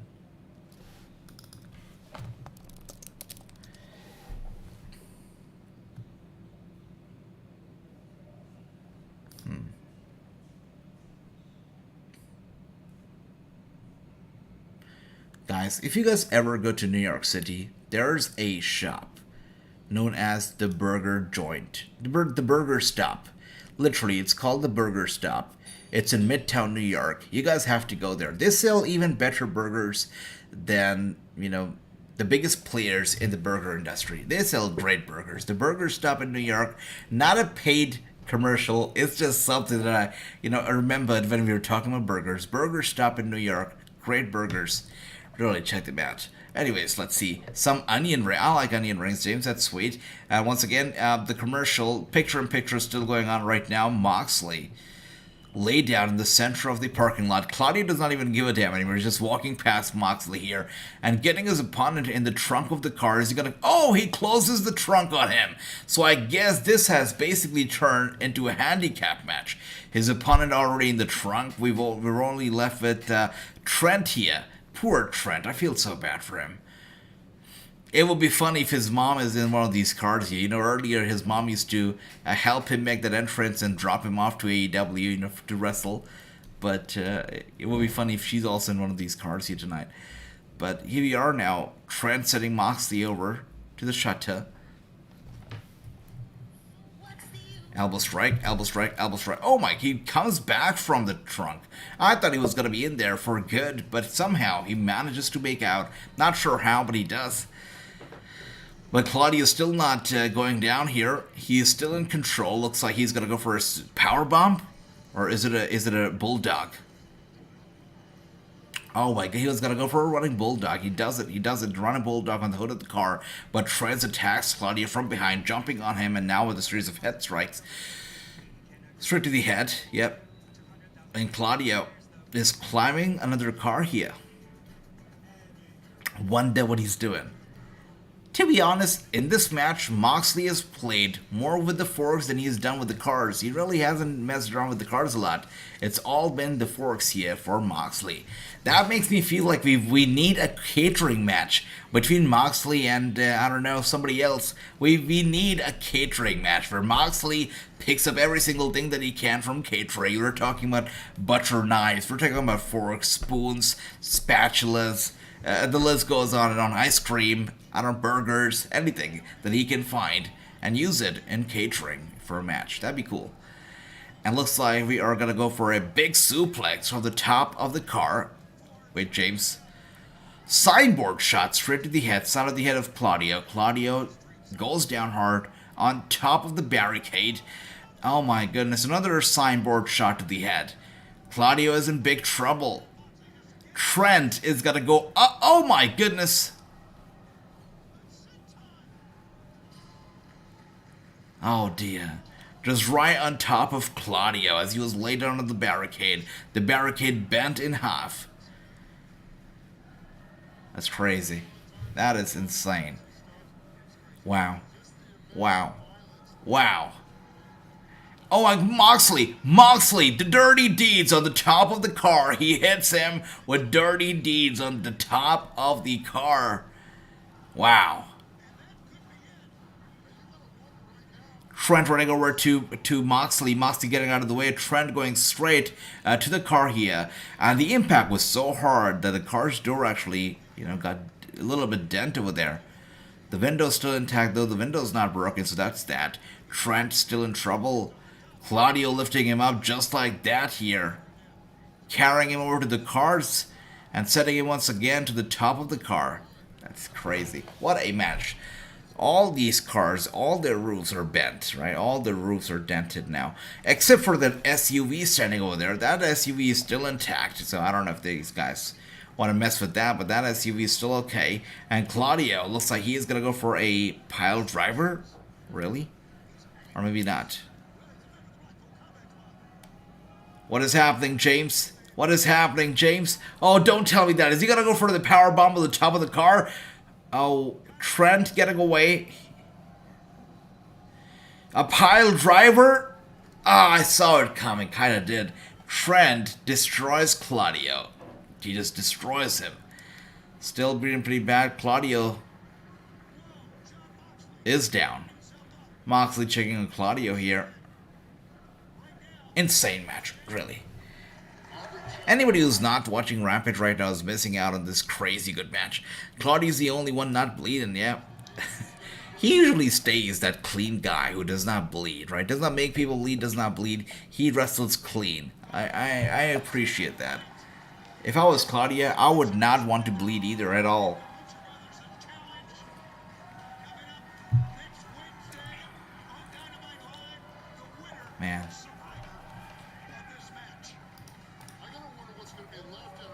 We got about 6 minutes left before the show's gonna be over, so they gotta wrap it up quick. Good wrench that time. Good reversal by Trent on the top of the car. He picks up Moxley. Nice block, nice reversal by Moxley. Right behind Trent. Trent in trouble. Elbow strike to the head of Moxley. Moxley dazed, dizzy, elbow strike to Trent. Trent goes down here to his knees. Moxley. Elbow strike to the head. Once again, return to the favor, one more time. Again, back and forth here. What a match. Indeed, James, great match. Really is going to send me, and I'm pretty sure send everybody to bed happy and smiling. Great match. Phenomenal match. Great action. Elbow strike once again to Trent, and he is knocked off the top of the car, straight to the ground here. And Moxley following, he Trent over. What's happening, James? What is happening? And they're brawling here on top of the glass and the hood. Big headshots. So these guys are already drained so much, how much blood they've lost, how much energy they've expended. Dirty deeds on the glass. No, oh my gosh. That is insane. And look at Aubrey here, speechless. She stands absolutely speechless. Yeah. Even she flinched when she saw that happening. That's crazy. I know. That's right, True. That was crazy. Even Aubrey could not contain herself when that happened. What is this guy doing? Is he trying to suck in some of the gas into his mouth? What is he trying to do? Is he trying to light something on fire? What was he trying to do? He's trying to light it on fire, right? That's what he's trying to do. He's trying to light it on fire. Yes, he is. There's fire. There's barbed wire fire. That's crazy. Oh my goodness. My God, what you gonna do? Wait, it's Wheeler Yuta coming out of the car. Utah. We know where the BCC. Man, this is... I don't have words right now. I don't have... Mick Foley would be proud. You know that. And Mox... Oh! You gotta pay for your own sins. The fact that his brain came up with this crazy idea of sucking in that gas and then lighting the thing on fire, it tells you a lot about him. And now, of course, he's paying for his sins. Seems like Utah also going with those forks. He's for... Oh my goodness. Well, he's trying to screw his head, or what's happening here? That is insane. I think like he's... Oh. He's stabbing him with the screwdriver. That is crazy. And now Orange... What is happening? Oh, wow. I was mentioning her just moments ago, and here she is. Oh, gosh. Of course, Trent's mom had to come in here. We're talking about a backstage brawl and a parking lot. Of course, Trent's mom had to be here. She has to pick up her son after work, after all, right? So, of course, she's here. And Orange Cassidy, true, I love it. Trent's mom showed up. That is great. And now Cassidy being taken out as well. Of course, he came in here as an equalizer to Utah.